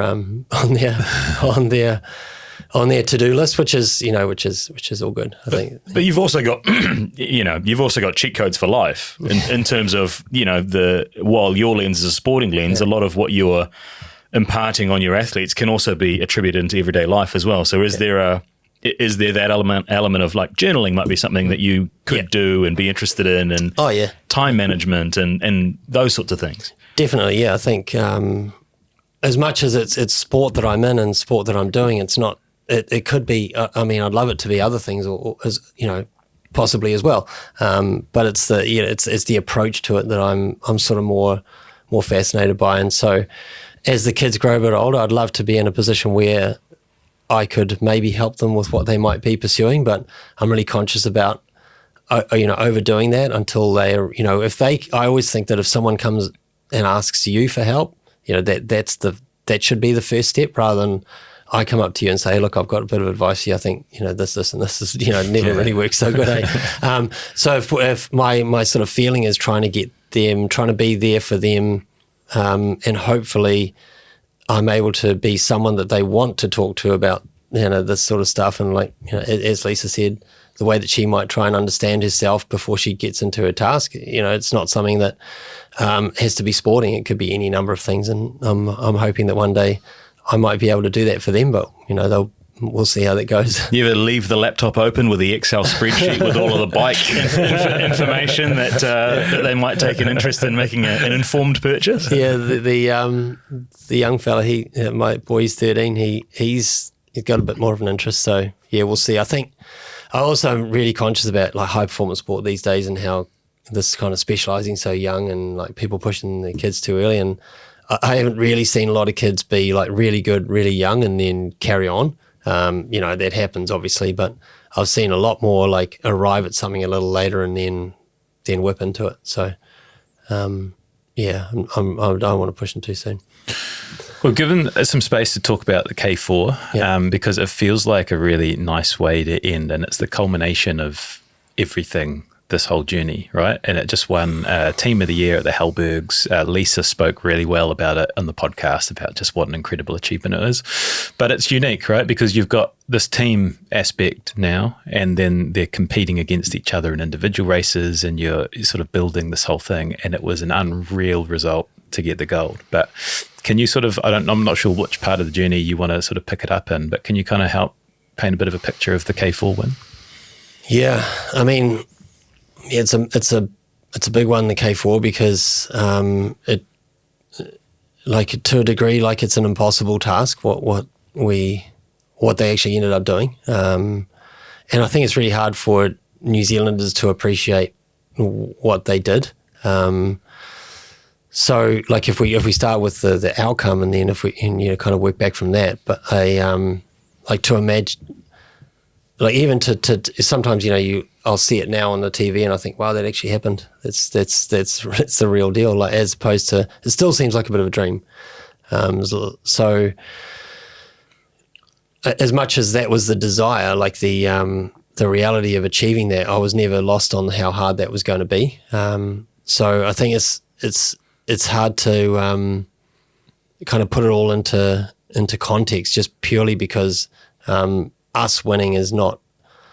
Is kind of I sort of sometimes say it's like it's theoretically not possible. Like we shouldn't really have done that. And sometimes I sort of use a like rugby analogy, like New Zealand in the K4 it's not like the All Blacks, it's not the Springboks, it's not England, it's not France, it's not even Wales, you know. So for us to be kind of like minnows to take on the world and then win with like a 20-year-old, a 23-year-old, and a 24-year-old plus Lisa, you know, it's just an extraordinary outcome. So. So I think if that was the outcome, like how was that achieved was is a good book. But like a big part of that was just us accepting that, you know, that's who we are, in the sense that, say for example, Hungary, who were third, you know, everyone, we just talked about Lisa breaking the world record. The world record, say, 1 minute 47 was the world record until a year ago. Or a couple of years ago. So a 1:47 is an extraordinary time. Hungary had maybe all of the girls in their boat could do a 1:47. And we had one, obviously, that could go faster than that, but we had three that just, you know, they weren't at that level. And one of the things that I think that separated them out was their ability to maybe look at that and accept that and say, you know, we're not that. So if we're not that, but we still want this over here, how are we going to do that? And then that's when we got to work on what that might take, and there's a number of different things that we did in order to achieve that. And I guess that whole teamwork part was a big part of that. And I don't know what your kind of what the sort of questions or thoughts are around how we got to that place. Well, where does it start? So we've seen the outcome as Paris, 2024, but is this something that starts at the start of the year, at the start of a cycle? When do you start thinking that this impossible task should be even entered into the mind of the athletes? Yeah, so I mean, that's a good question. So where did it start? Like, I think it sort of started even before this crew. So we had a pretty good go in 2017, 18, 19, and then in 2021. And so, you know, we're here now a lot because of what happened before, and even 2014 and 2015. So a lot of where we are now is because of where we were, and so there's sort of some knowledge that we took from those moments, and then some understanding of what it takes to be in a team, and then if I took you to like 2022. So the Olympics were in 2021, and we had a few people retire from the K4, and then Lisa was carrying on, and then I guess when Lisa was carrying on, and then the rest, everyone else, including Alicia, but Alicia was still very young then. We were almost like starting again, and then we went to a trial. We did the trial for the K4, and we'd had the K4 every year for like 5 or 6 years by this time. And we'd done the trials looking for a K2 and a K4, or looking for a K2, and then we did the K4, and they were miles off the pace compared to where we were. And I remember coming across it was down in Cambridge, came across the lake, and we had the performance director beside me, and I'm like, you know, shit, what are we going to do, mate? You know, this is, you know, are we going to pick a K4 or not? And because they weren't, you know, what they could virtually not paddle together, let alone be kind of like at a level which was going to be kind of to the competitiveness that we'd been at before. And I remember just thinking, well, if we don't do it today, then we're going to have to wait a whole nother year, and then we're going to have to start again. And I'd say we're going to be further behind than we are now. And I remember rowing had just won, you know, the men's 8, and I think second in the women's 8 in Tokyo, and they'd made a decision that they weren't going to do the 8s anymore. And this is a total long shot call, but I was like, I think we're just going to do the K4. I think if we don't do it now, we're going to have to start again in a year's time, and I feel like we're going to be further back, and that means in Paris we're going to have no K4. And even though I know we're going to give it a go, I just reckon we're going to be no good. We've got too much work to do. So we went away, we picked them, and this is like April, and then 3 days later we got on a plane to go to the World Cups. And we were starting at 0. You know, one of the girls we picked, she's 18, had never even paddled a K4, maybe twice or something.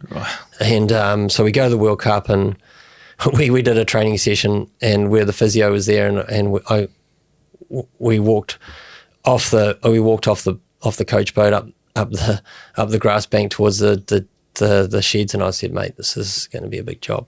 We couldn't sit in the boat. We went. Is this Cool Runnings, but in a in a kayak? In a kayak, yeah. But we got to honour the process, because they just had so much to learn, and so then 10 days later we had a World Cup, and they came about 7th, I think, which I thought was not too bad. And so then we got onto a few little things, and we talked about, and we did the couple of trials, and then we went and did a couple of paddles when we got to Europe, and then we had a session we were going to do, and I was like, well, you just can't do that session. We're going to have to. I took them out of the K4 and we did K2s because I just knew they just literally couldn't even complete the task. So if you're not going to complete the task, we can't do a race. So we did the race, they came 7th or something, and then we said, okay, we're just going to work really hard on some simple things. But remember, these girls are like I said, they're maybe 18, 21 and 22 at the stage. And so really young and really, really enthusiastic and really open to trying some new things and maybe having those sort of slightly more confronting conversations that you can have with those sorts of people.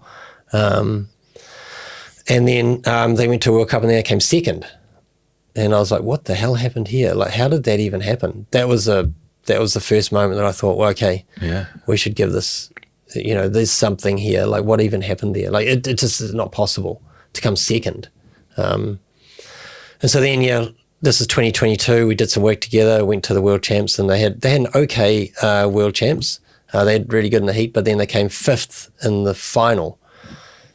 And I remember that moment whereby Alicia, she came 4th in the K2, 5th in the K4.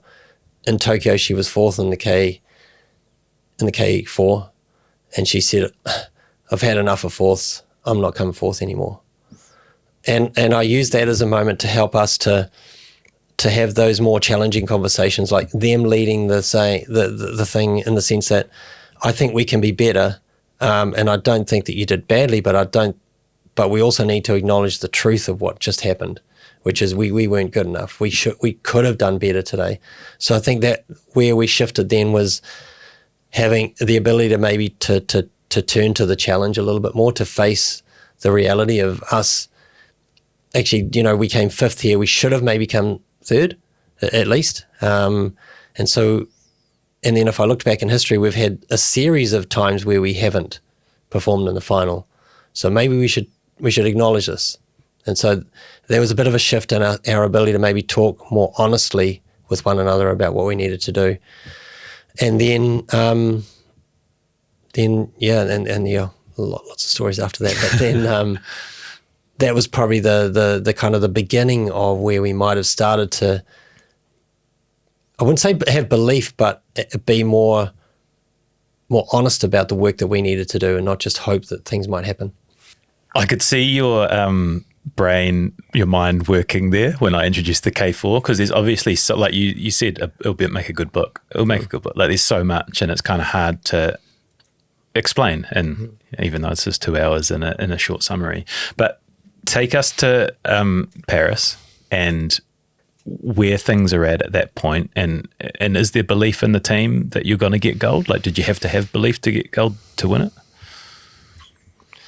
Yeah, I'll tell you one quick story to lead us to that point about the belief in the gold. So things happened really fast with this crew, because I guess partly because they were young and then they were changing really quickly. But so we finished that World Champs around we're not going to come 4th again. Like, 4th is the worst, right? So 5th, and then they still had to get reselected, still had to do selections. So I can't remember what happened that particular year, but now we're in 2023. But remember, we haven't actually, you got to qualify for the Olympics. And that's not a given. So we came 5th. They only take 9 or 10 boats. And in order to qualify, you have to basically have to make the final. But it's really hard to make the final because you might become 5th or 6th, but you might be in a semi-final, which is really hard. So while you might have come 6th or 7th, you just got into the hard semi-final and you got chucked out. And so therefore, the World Champs K4 final the year before the Olympics is the hardest race, of the whole regatta. of the whole 4 years. Because if you get through the semi-final, you make the final. If you make the final, you make the Olympics, right? So we're there. We're 2023, like April, May, and we're thinking about in April. So we haven't been to the World Cups yet, and we're setting the scene for what we might try and work at for the year. And we sat together in a team. We're in Lisa's house, and we're in her lounge, and we're sitting around. We're talking about what we might try and do. And Chris and I and a couple other guys have met up. Chris is the other coach that I work with, and we talked about what we're here to do. And we're like, what are we here to do? And it was actually came from Chris. He said, I think, well, we're here to win. And I was like, mate, I didn't say anything, but I remember it was a big stretch in my mind to think that we could win. And then I didn't think a lot about it in the moment, but then I went away and I thought a bit more, and I thought to myself, I had this kind of mental model in my mind, which is, I have it, which is if you go to the Olympics and you want to win a medal, so it's a gold, silver, bronze, you're going to come fifth. So if you think you're going to get a medal, you're probably going to get fourth or fifth. If you think you're going to win, you're going to win, you're probably going to get third. So if you want to win, you got to say by how much. Wow. Yeah. Yeah. And I thought to myself, well, we thought we were going to get a medal last year, and where did we get? We got fifth. I was like, wait a minute, I'm back in, you know, that thing I said, how you go through the cycle in life. I was like, well, I've gone back into that. We're aiming for a medal, and we got fifth, which is what we should have got, because that's kind of how it works. Yeah. So I was like, team, I think we're going to have to aim to win. And they, bearing in mind, they didn't win anything, you know. And they're like, and I remember even Alicia looked at me and she's like, she just thought we'd just been on. You're one of those adventure races and you're hallucinating. Yeah, and it was a moment, you know, and I was like, well, I said, Alicia, where did you come at the Olympics? And she said, fourth. I said, where'd you come last year? She said, fourth. And the K4 fifth. I said, where do you think you were going to get a medal? I said, there's your answer, Alicia. And she's like, well, okay, yeah. And then I can't remember it all, but I remember the moment, us thinking that. So and they challenged us. So do you think we can? And I'm like, well, I think you can for these and these and these reasons, but also know that if we don't think we can, this is where we're going to get. So we kind of have no choice here. So we chose then to aim to win the world champs, because all the narrative was around qualifying. And when you aim, and I was like, what happens if we aim to qualify? We're only going to aim to make the final. Where are you going to get, guys? You're not going to make the final. And so for us, the qualification was massive. We just wanted to qualify. And so I thought if we only aim to qualify, we're only going to do the things that you need to do to qualify. Whereas if we aim to win, we're going to do the things that you need to do to aim to win. And so that's when I said, well, or we sort of said that to be a gold medalist, you got to have gold medal behaviours, and you don't get the medal and then I'll give you the gold medal behaviours. You do the gold medal behaviours and then you get the medal. It goes in that order. Like you don't get suddenly ordained with these gold medal behaviours after you get the medal. They happen, and it's not a guarantee. They happen before you get the medal, and then there's a lot of people that have them, they don't win. So then I said, when we walk out the door, we start acting like gold medalists. And just think about 3-4 behaviours which you can do, which are more like that you can do right now. Like, is it setting your alarm 10 minutes earlier? It's not that hard. Don't press snooze, not that hard. Go to bed earlier, whatever, you know. And these are totally within your control, basic ones, right? And I do remember that moment, you know, and they left going, and it took us a little bit more time to come to terms with the fact that we wanted to aim to win, but that was the first time we introduced that, and then they did end up winning, which was the first moment of like, that was a full-on, wow, that actually happened. Like, we aimed at that and we did everything. We believed in it and we acted like it. We didn't expect it though. There was no expectation. So I think the reason that they had the joy was they 100% worked for it with no expectation. So then the joy was like out of this world. So was part of that gold medal winning behaviour to target the other two events as well? Yep. So then we won the gold, right? And so then, good question, right? So then we had a bit of a break after World Champs, and we came back together. We did some training, then we went on a little camp down in the Blue Lake, and we did a little bit of paddling down there. And we hired a house for a couple of days on the edge of the lake, and we had a bit of a chat. And I remember saying to the team, I think our new North Star is 3 gold medals, and they're like, oh, same reaction. I remember a couple of them didn't sleep that night. It was quite confronting for them. So what do you mean we're going to try and win 3? Like winning 1 was like really hard. How are we going to try and win 3? And I said that, but the difference is that we are going to win 3, not you 4 win 1, you 2 win the other one, and then you're going to win this one. It's like all of you 4 are taking on all of these medals, and so that was the main part of the story. Not that we wanted to win 3, but we were all taking on all of these medals, and our success was winning 3, not 1. And like setting that North Star, everything that we did after that kind of aligned to that North Star. I'm not saying it was easy. Like, man, there was a lot of tears, and a phenomenal amount of hard work that went into that. But that's where we aimed, and I think because that's where we aimed, it took a lot from everyone to be the people that they needed to be for that to happen, and a lot of growing pains to get to that point. But taking on those 3 was something that they did together, because I've been there and I've done that when that hasn't happened and it hasn't worked. So I knew as hard as it was, I knew there was no choice. We had to do it that way. So it's one thing for the 4 athletes, the coach, the support staff to buy into that. How far wider does that North Star have to go? Is it into family and friends, or do you have to try and contain the narrative? Do you know what I mean? Like, yes, very good question, actually. Yeah, really, really good question. So You're on a roll. I've got 3. It doesn't happen often. But I started this interview thinking this is going to be my best interview that I've ever done. You got 3 golds. Yeah. A few holes in one. We what we did was we had a few we had like some questions that we asked them, and one of the questions like, what are we trying to do? Basic question, right? What are you guys trying to do? Like, have the best podcast in New Zealand, like, or whatever it is. You need to name what you're trying to do.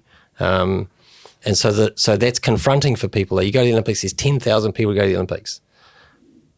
10,000 athletes go to the Olympics. What are they all trying to do? Are they all trying to win or not? Like, so to say I'm going to win doesn't really make you different, right? So trying to say what we're going to do, but be specific about it, and then say it out loud. Like, as much as those people are going to the Olympics, you'd think they all want to say that out loud. They don't want to say it. So that was a huge maturity in the team to be able to say to the support staff, we want to win 3 gold medals. So I can't remember if this is exactly how it happened, but we did have one meeting with us. There's like 20 support staff. There's 4 athletes and 20 support staff. And we all, we had a few of these meetings, and they were normally at my house, and we had all the team around the room. And then I said that, introduced the athletes, and I said, this is your board.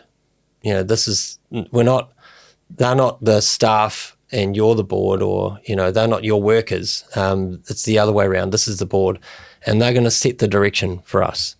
And so I let them talk to, what it was that they were here to do, why it was that they were here, what was their purpose individually, what was their purpose collectively, and to say, we're going to try and win 3 gold medals. So yeah, they said it, but they said it to them as well. But I think that's about the extent of the width of that. That idea, your house, them as the board talking to the group, is that, have you got inspired by someone else doing that? Is it just something you've just come up with? I think, I definitely reading a lot and learning a lot, like all the time. Like I don't know if you've read Ivan Cleary's new book. What is it? Not Everything Counts, but Everything Matters. Amazing book. So, I picked up a new idea, or quite a few new ideas out of that book. And I don't know whether that specific idea didn't come from a book, but it would have come from like downloading all of those things into my mind. But I wanted the athletes to, because I knew that often it was us as coaches, me and Chris, with the support staff, telling the support staff where they want to go, setting them the direction, telling them maybe we want this from you, not that from you. And that was going okay, but they kind of didn't like that too much as well. Whereas if the athletes came in and said, look, this is what we want, this is how we want to do it, and this is how we want you guys to work together, way more powerful. I knew they needed to help me. It was them helping me that was the motivation for that. Did everyone leave just on that same wavelength? Oh, mate, yeah. Like, I think we did a good job of that, but I think if we could do a great job of that, that'll be another level for us, like getting the support staff to have the same energy of working together. Because they, at the end of the day, with the K4 winning, although they don't have the 147 paddlers, they still have to do the same. Like, we can measure it in power. So it's not like if there's no faking it. You still have to do it. So it's the magic that can be created by people together that gets you to something more than you can do yourself. So we still did it, but imagine if we extrapolate that out to the support staff and everyone. Then I think there's a new land out there for us. And we know the ending. The fairy tale happens, and the Hollywood version of it is you have the meeting in the lounge and fucking we all do it, and you go and do it. What's the reality of it? Is it up and down? Are you questioning it at times? 2 months out, going, "Oh, this is fucking fucked," or is that not part of the gold medal behaviour? No, there was some really, really tough times. So we, like I said, we went away for 16 weeks, and the first 8 weeks of that, I would say, are the hardest 8 weeks of my life. And there's some of those days, maybe not the hardest days, but they're definitely up there. And they were tough work. But I'm not going to butcher the story, but there's an awesome book called Good to Great, and in the Good to Great book, there's a chapter about confronting the brutal facts, and there's this little story, and he tells a story about this guy called Admiral Stockdale. It's called the Stockdale Paradox, and you can read up about it. All your listeners should do it. It's an amazing, just even this one chapter, and he talks about the Stockdale Paradox, and it's basically, his thesis is that he was a prisoner of war, and he survived it, and he reckoned the reason that he survived it was because he did two things. One is he confronted the brutal facts, which are, I'm not getting out before Christmas, I'm going to get tortured, what have you. But he never stopped holding hope that he was going to get out. So he confronted the brutal facts, which, can you imagine how hard they are?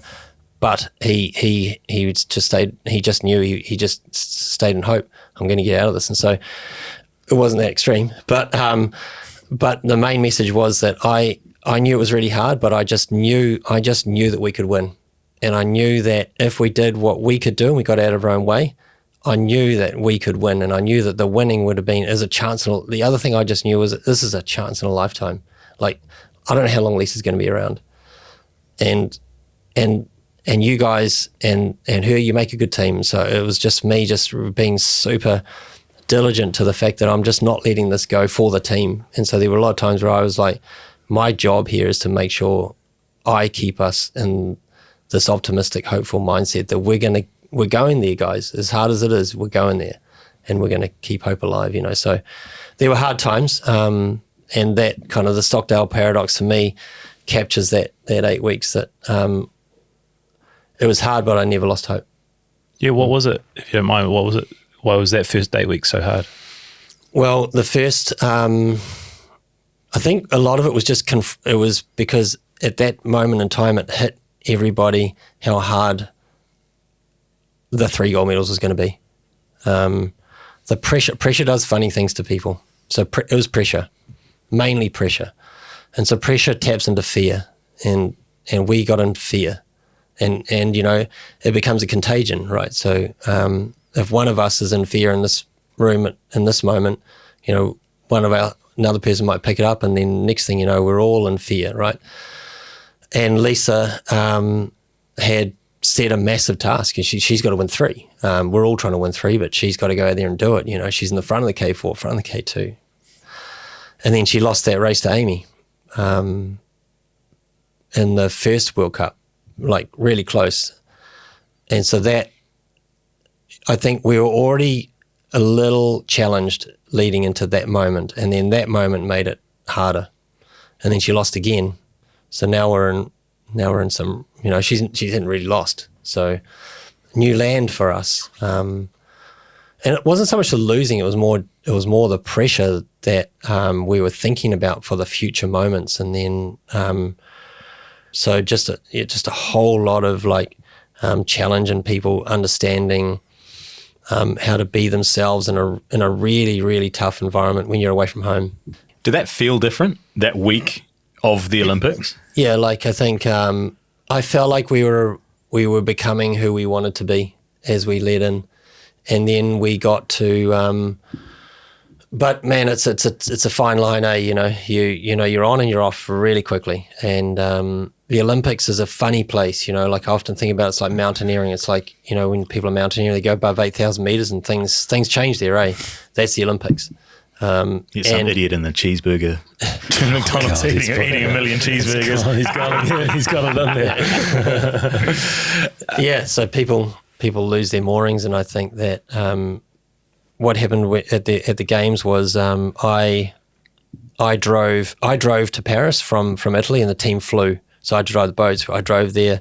They flew, and then I thought this is going to be interesting, you know, because when they flew, they landed, and then they went to the village.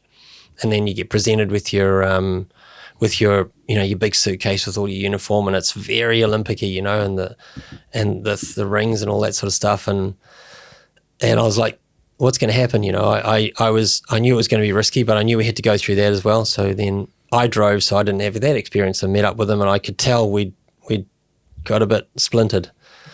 We did a wee session, and we got back, and that's when I felt like we needed to get back to where we needed to be. And it was fine that we were there because it helped us to navigate back to a place of strength.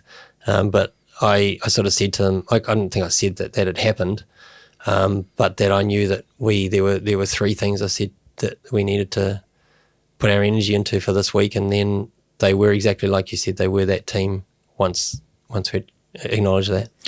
Man, this is captivating. Like, there's so much, that the public don't know. There's so much. Like, it's so good that you've been able to explain it in this detail, because you've taken us all on this journey. Like, far out. It's so powerful. What? So at the other end, like after you've won that third gold, what is that? Is that pour out of you in emotion? Like, what does that look like with you and the team? Yeah, I think the K4, when we won the K4, that was the first time. Like that was a really emotional experience. Like I don't think I've cried that many times in my life. Well, not that many times in recent memory, but did that day.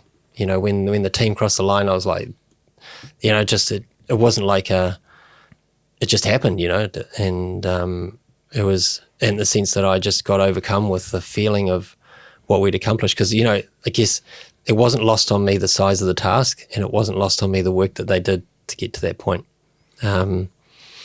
So that was the first time. But I'd also obviously been to a few more Olympics, and I'd been to the Rio when Lisa won a gold in the 200, and then she had to turn around and race again in the 500. And I knew that, you know, you just climbed Everest, or there's a mountain called K2, and I think more than 50% of the people get to the top on the way down die. And I sort of had that mentality like, wow, we just won the K4, and if you know, our biggest job now is to get down off the mountain. Don't acknowledge that we haven't been to the mountain, but, you know, we need to get down off the mountain. I've been through all of this, and it's a freaking hard thing to do, but we're going back up. And I was watching the Germans, and they were celebrating, like, and I was like, okay, this is a good sign. Like, I think they thought they'd won. Well, no, them coming second was like winning, and the celebrations on the podium were like a unbelievable sight. Like there was three teams on there, 4 athletes from each team. And every one of them was so happy. It was like, you know, a rare thing to see an Olympic podium where everyone is so ecstatic. Yeah. And I was like, oh, this is good, because they're our main competition. And I thought, right, okay, that's a good challenge. If we can be the team that embraces this, celebrates this, and then puts it away and then moves on to the next one, there's a chance here we can be, you know, better than that. So, yeah, that was the first moment, was like experiencing that, but being mindful that we have 2 more jobs to do. And in your toolkit, have you prepared strategies? Yeah. You mentioned like earlier in the podcast about you might have 10 different things ready to pull out of that particular moment. So you're on one hand celebrating, crying, tears of joy, but on how quickly do you snap into, right, now we play this card? Yeah. Like I think only because I think if that was the first medal that I had been a part of and winning, I wouldn't have been able to be the right person for the team for the next 2 days. I probably would have been better to get out of there. But I knew that, and even for me, like it was hard for me to keep the team disciplined to doing the things that they needed to do, the team around the team and the team in the team. But they, but we knew, we sort of named it. I did say, look, it's really hard when you win a gold medal. Trust me, it's very hard when you win a gold medal to not get swept up in everything. Like it's like there's only 300 of them handed out, 330. Like it's a very rare thing. And then in the team, the energy of the team, and then the family, there's like, I don't know, there's 100 family members there, and suddenly you're on this magic carpet ride you never signed up for. And on paper, it's the most difficult one that you've knocked off first. Yeah, that's right. And so that was another thing why I put so much energy into the K4, because it was going to be the hardest. But I knew it was like the first domino. I was like, man, I wouldn't have said I put 80% into that, but it was a lot into that, because I knew you can't win 3 gold medals if your first one's silver. So I was like, man, if we get the first domino, I reckon that's the big one. And then the next one, and then, it was a mentality anyway.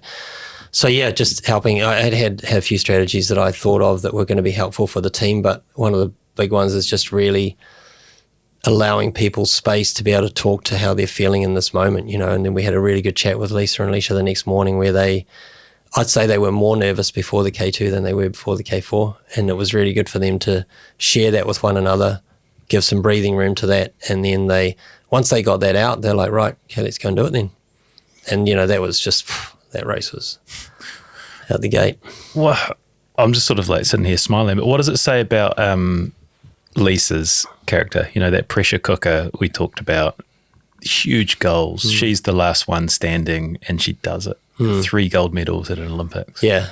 I mean, she, at the Olympics, she was, I guess she's the culmination of 15 years of work in that moment. And I think, and what was amazing was she knew it too. Like she knew she was mentally and physically on, and she was just like, I'm in the zone, she kind of knew it, I think.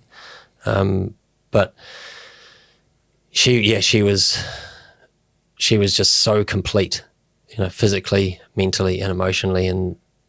And she managed to do that for the whole week, which is just like extraordinary. Like her, like in the K4, she was masterful in the way she strategized that race. She had to do that. We knew what the strategy was. She knew what was going to happen, but you got to do it. And, she guided, they all got to do it, but, she had a particular role, and her calmness and the way that she handled that was just like unbelievable. So then that is amazing. And then the next day, a totally different plan, totally different strategy. And then she crushed that. And then going out for the K1, I think like in the sheds, when you're about to go out, you have a pretty good sense of what might happen.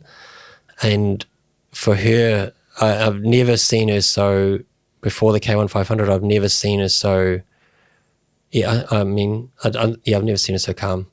She was obviously nervous, but she knew she was so confident. She knew exactly the task and what exactly she wanted to do, and she was narrowed in on some mentalities. And that race that she did was like to do 3 of the best races of all time in 3 days. Yeah.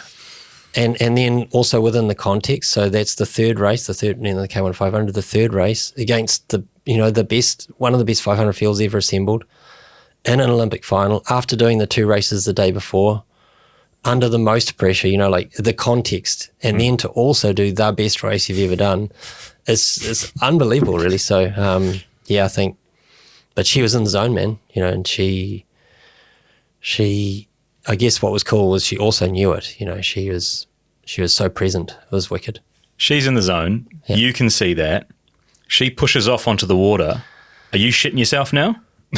In that moment, like, I remember with the K4, we did a time trial the week before in the K4, and I said, and we're just about to go, and I stopped them, and I said, hey guys, just remember, like in a week's time, it was almost a week to the day, we're going to be in Paris, and it's going to be the final. And I'm just going to let you know now, this is very calm.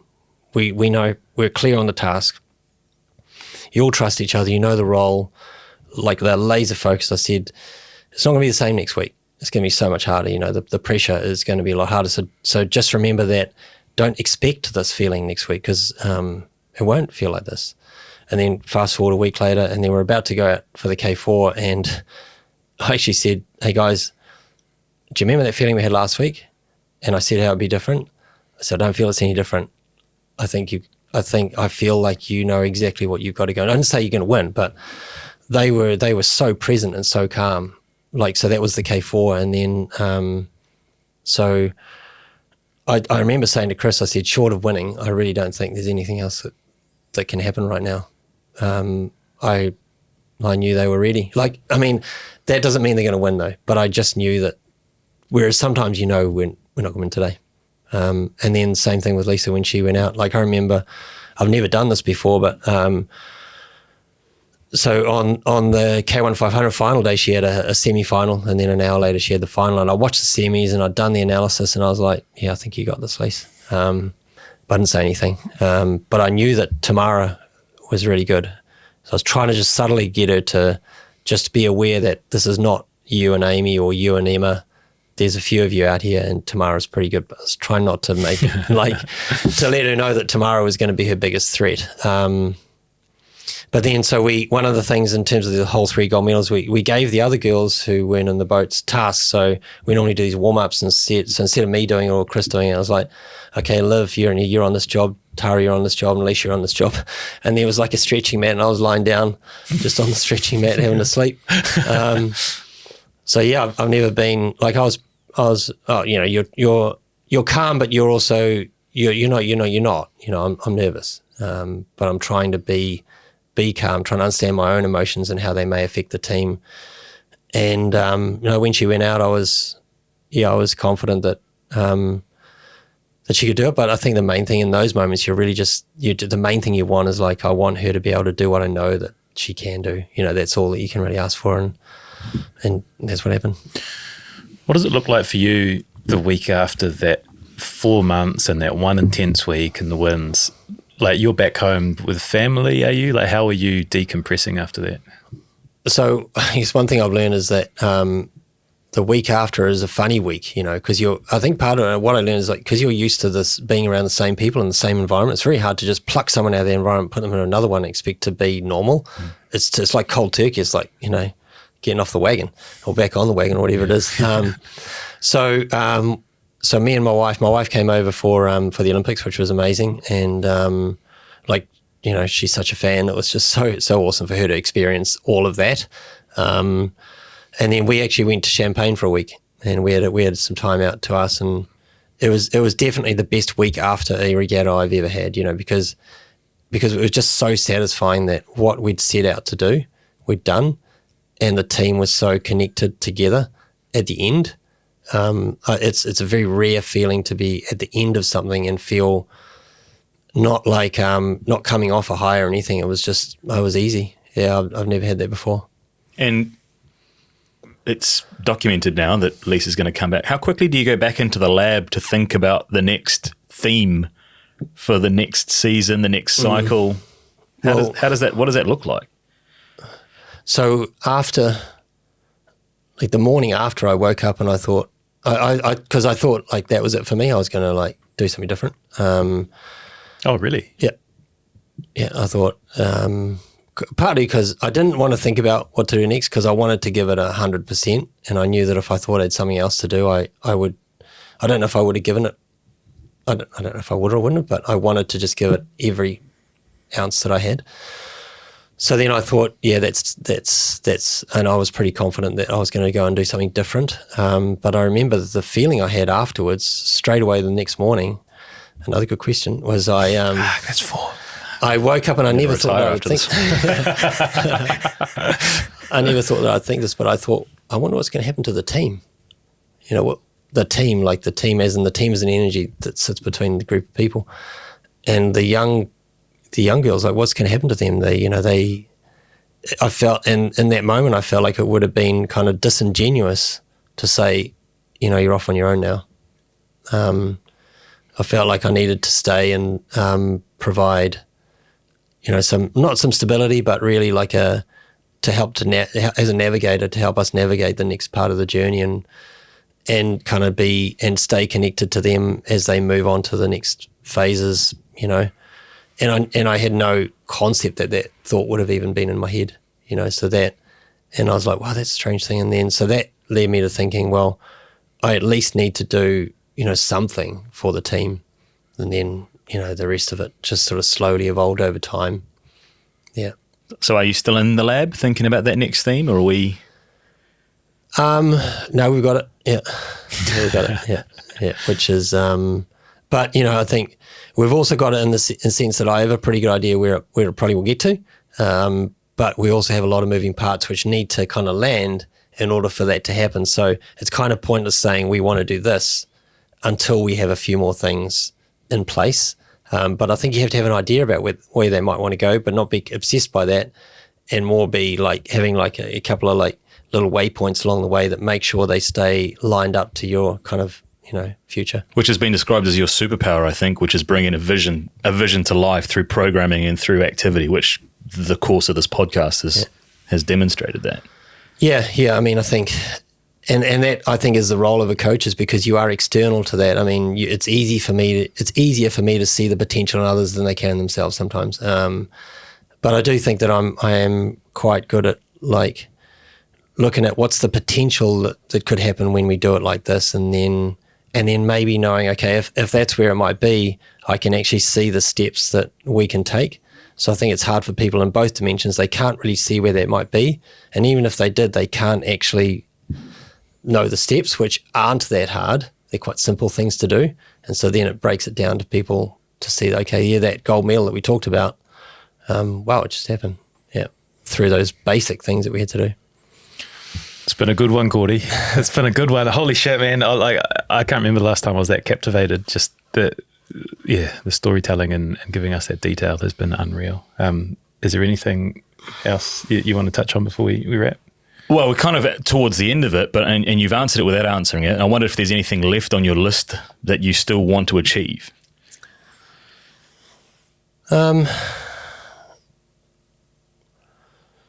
It's a good question. I'm Nah, don't give him that one. I think I'm not going to give him that one. I think there's. You don't have to share them with us, but I guess it's just getting an understanding of your mindset.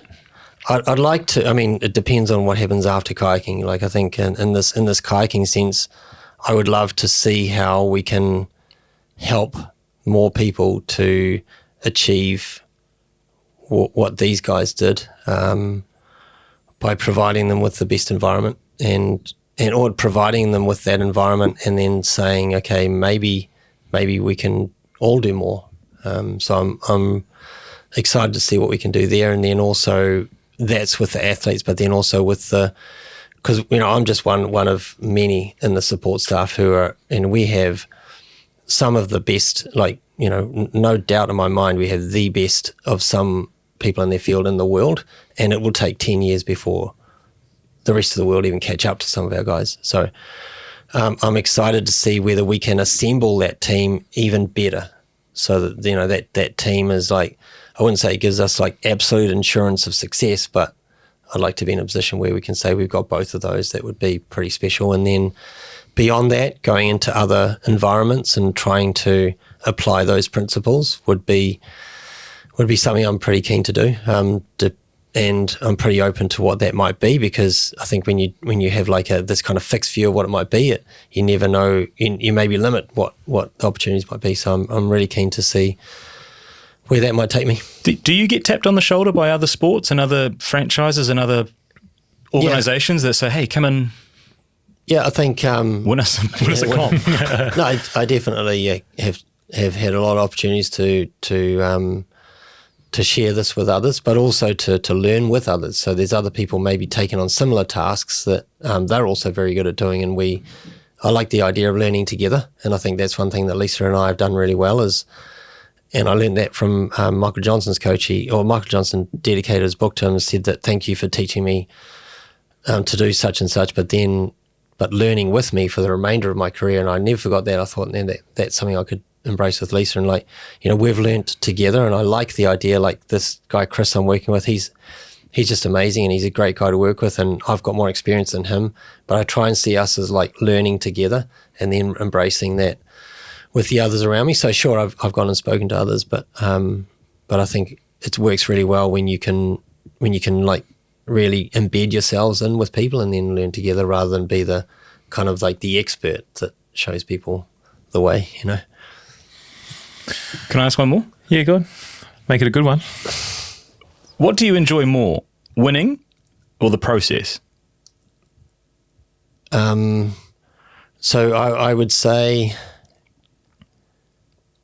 that the process by quite a margin. Yeah, and the process, the process within the process, I just love the process of getting better, of seeing people getting better, of maybe just saying that thing that helped someone to maybe see that thing differently. And it doesn't matter whether someone, I coach this boy who just won the Coast to Coast this year. He's the first Australian to win in 32 years. Won't mention it, but the him winning, but the process that he went through to the winning was just amazing, and he was a great guy to work with. But and then to see the outcome, but I think that it's the joy when you get the joy of the winning, I think is the special part. But that really only happens when you have that kind of that experience of the process along the way that is really, really meaningful. Yes, I'd say I wouldn't say I'd be happy to lose, but I feel like the process is what keeps me coming back to the day. Gordy, thanks for sharing. I just sometimes pinch myself that we've created this space where we get to invite people in like you, the best coaching brain in New Zealand, to just ask us whatever our stupid little brains can think of. But it's been such a cool chat. Thank you for everything. Yeah, thanks for sharing, and thanks for connecting. Hopefully we can have you on again sometime down the track. Yeah, pleasure. No, it's been, time has flown. Thank you. Yeah, it has been. It's been an incredible insight. We were told you would be a very, very good guest. I think that's possibly one of the understatements of all time. I've been hanging off your every word. It's been amazing to get some insight into what makes you tick, and so many takeaways. I mean, I'm never going to jump into a kayak or do a coast to coast in my lifetime, but the takeaways to put into your own life, pretty amazing. Thank you so much for sharing. No, it's been a pleasure. Thanks for the opportunity. Hopefully you're not late to training. I think I am. Very good. Cheers, Gordy.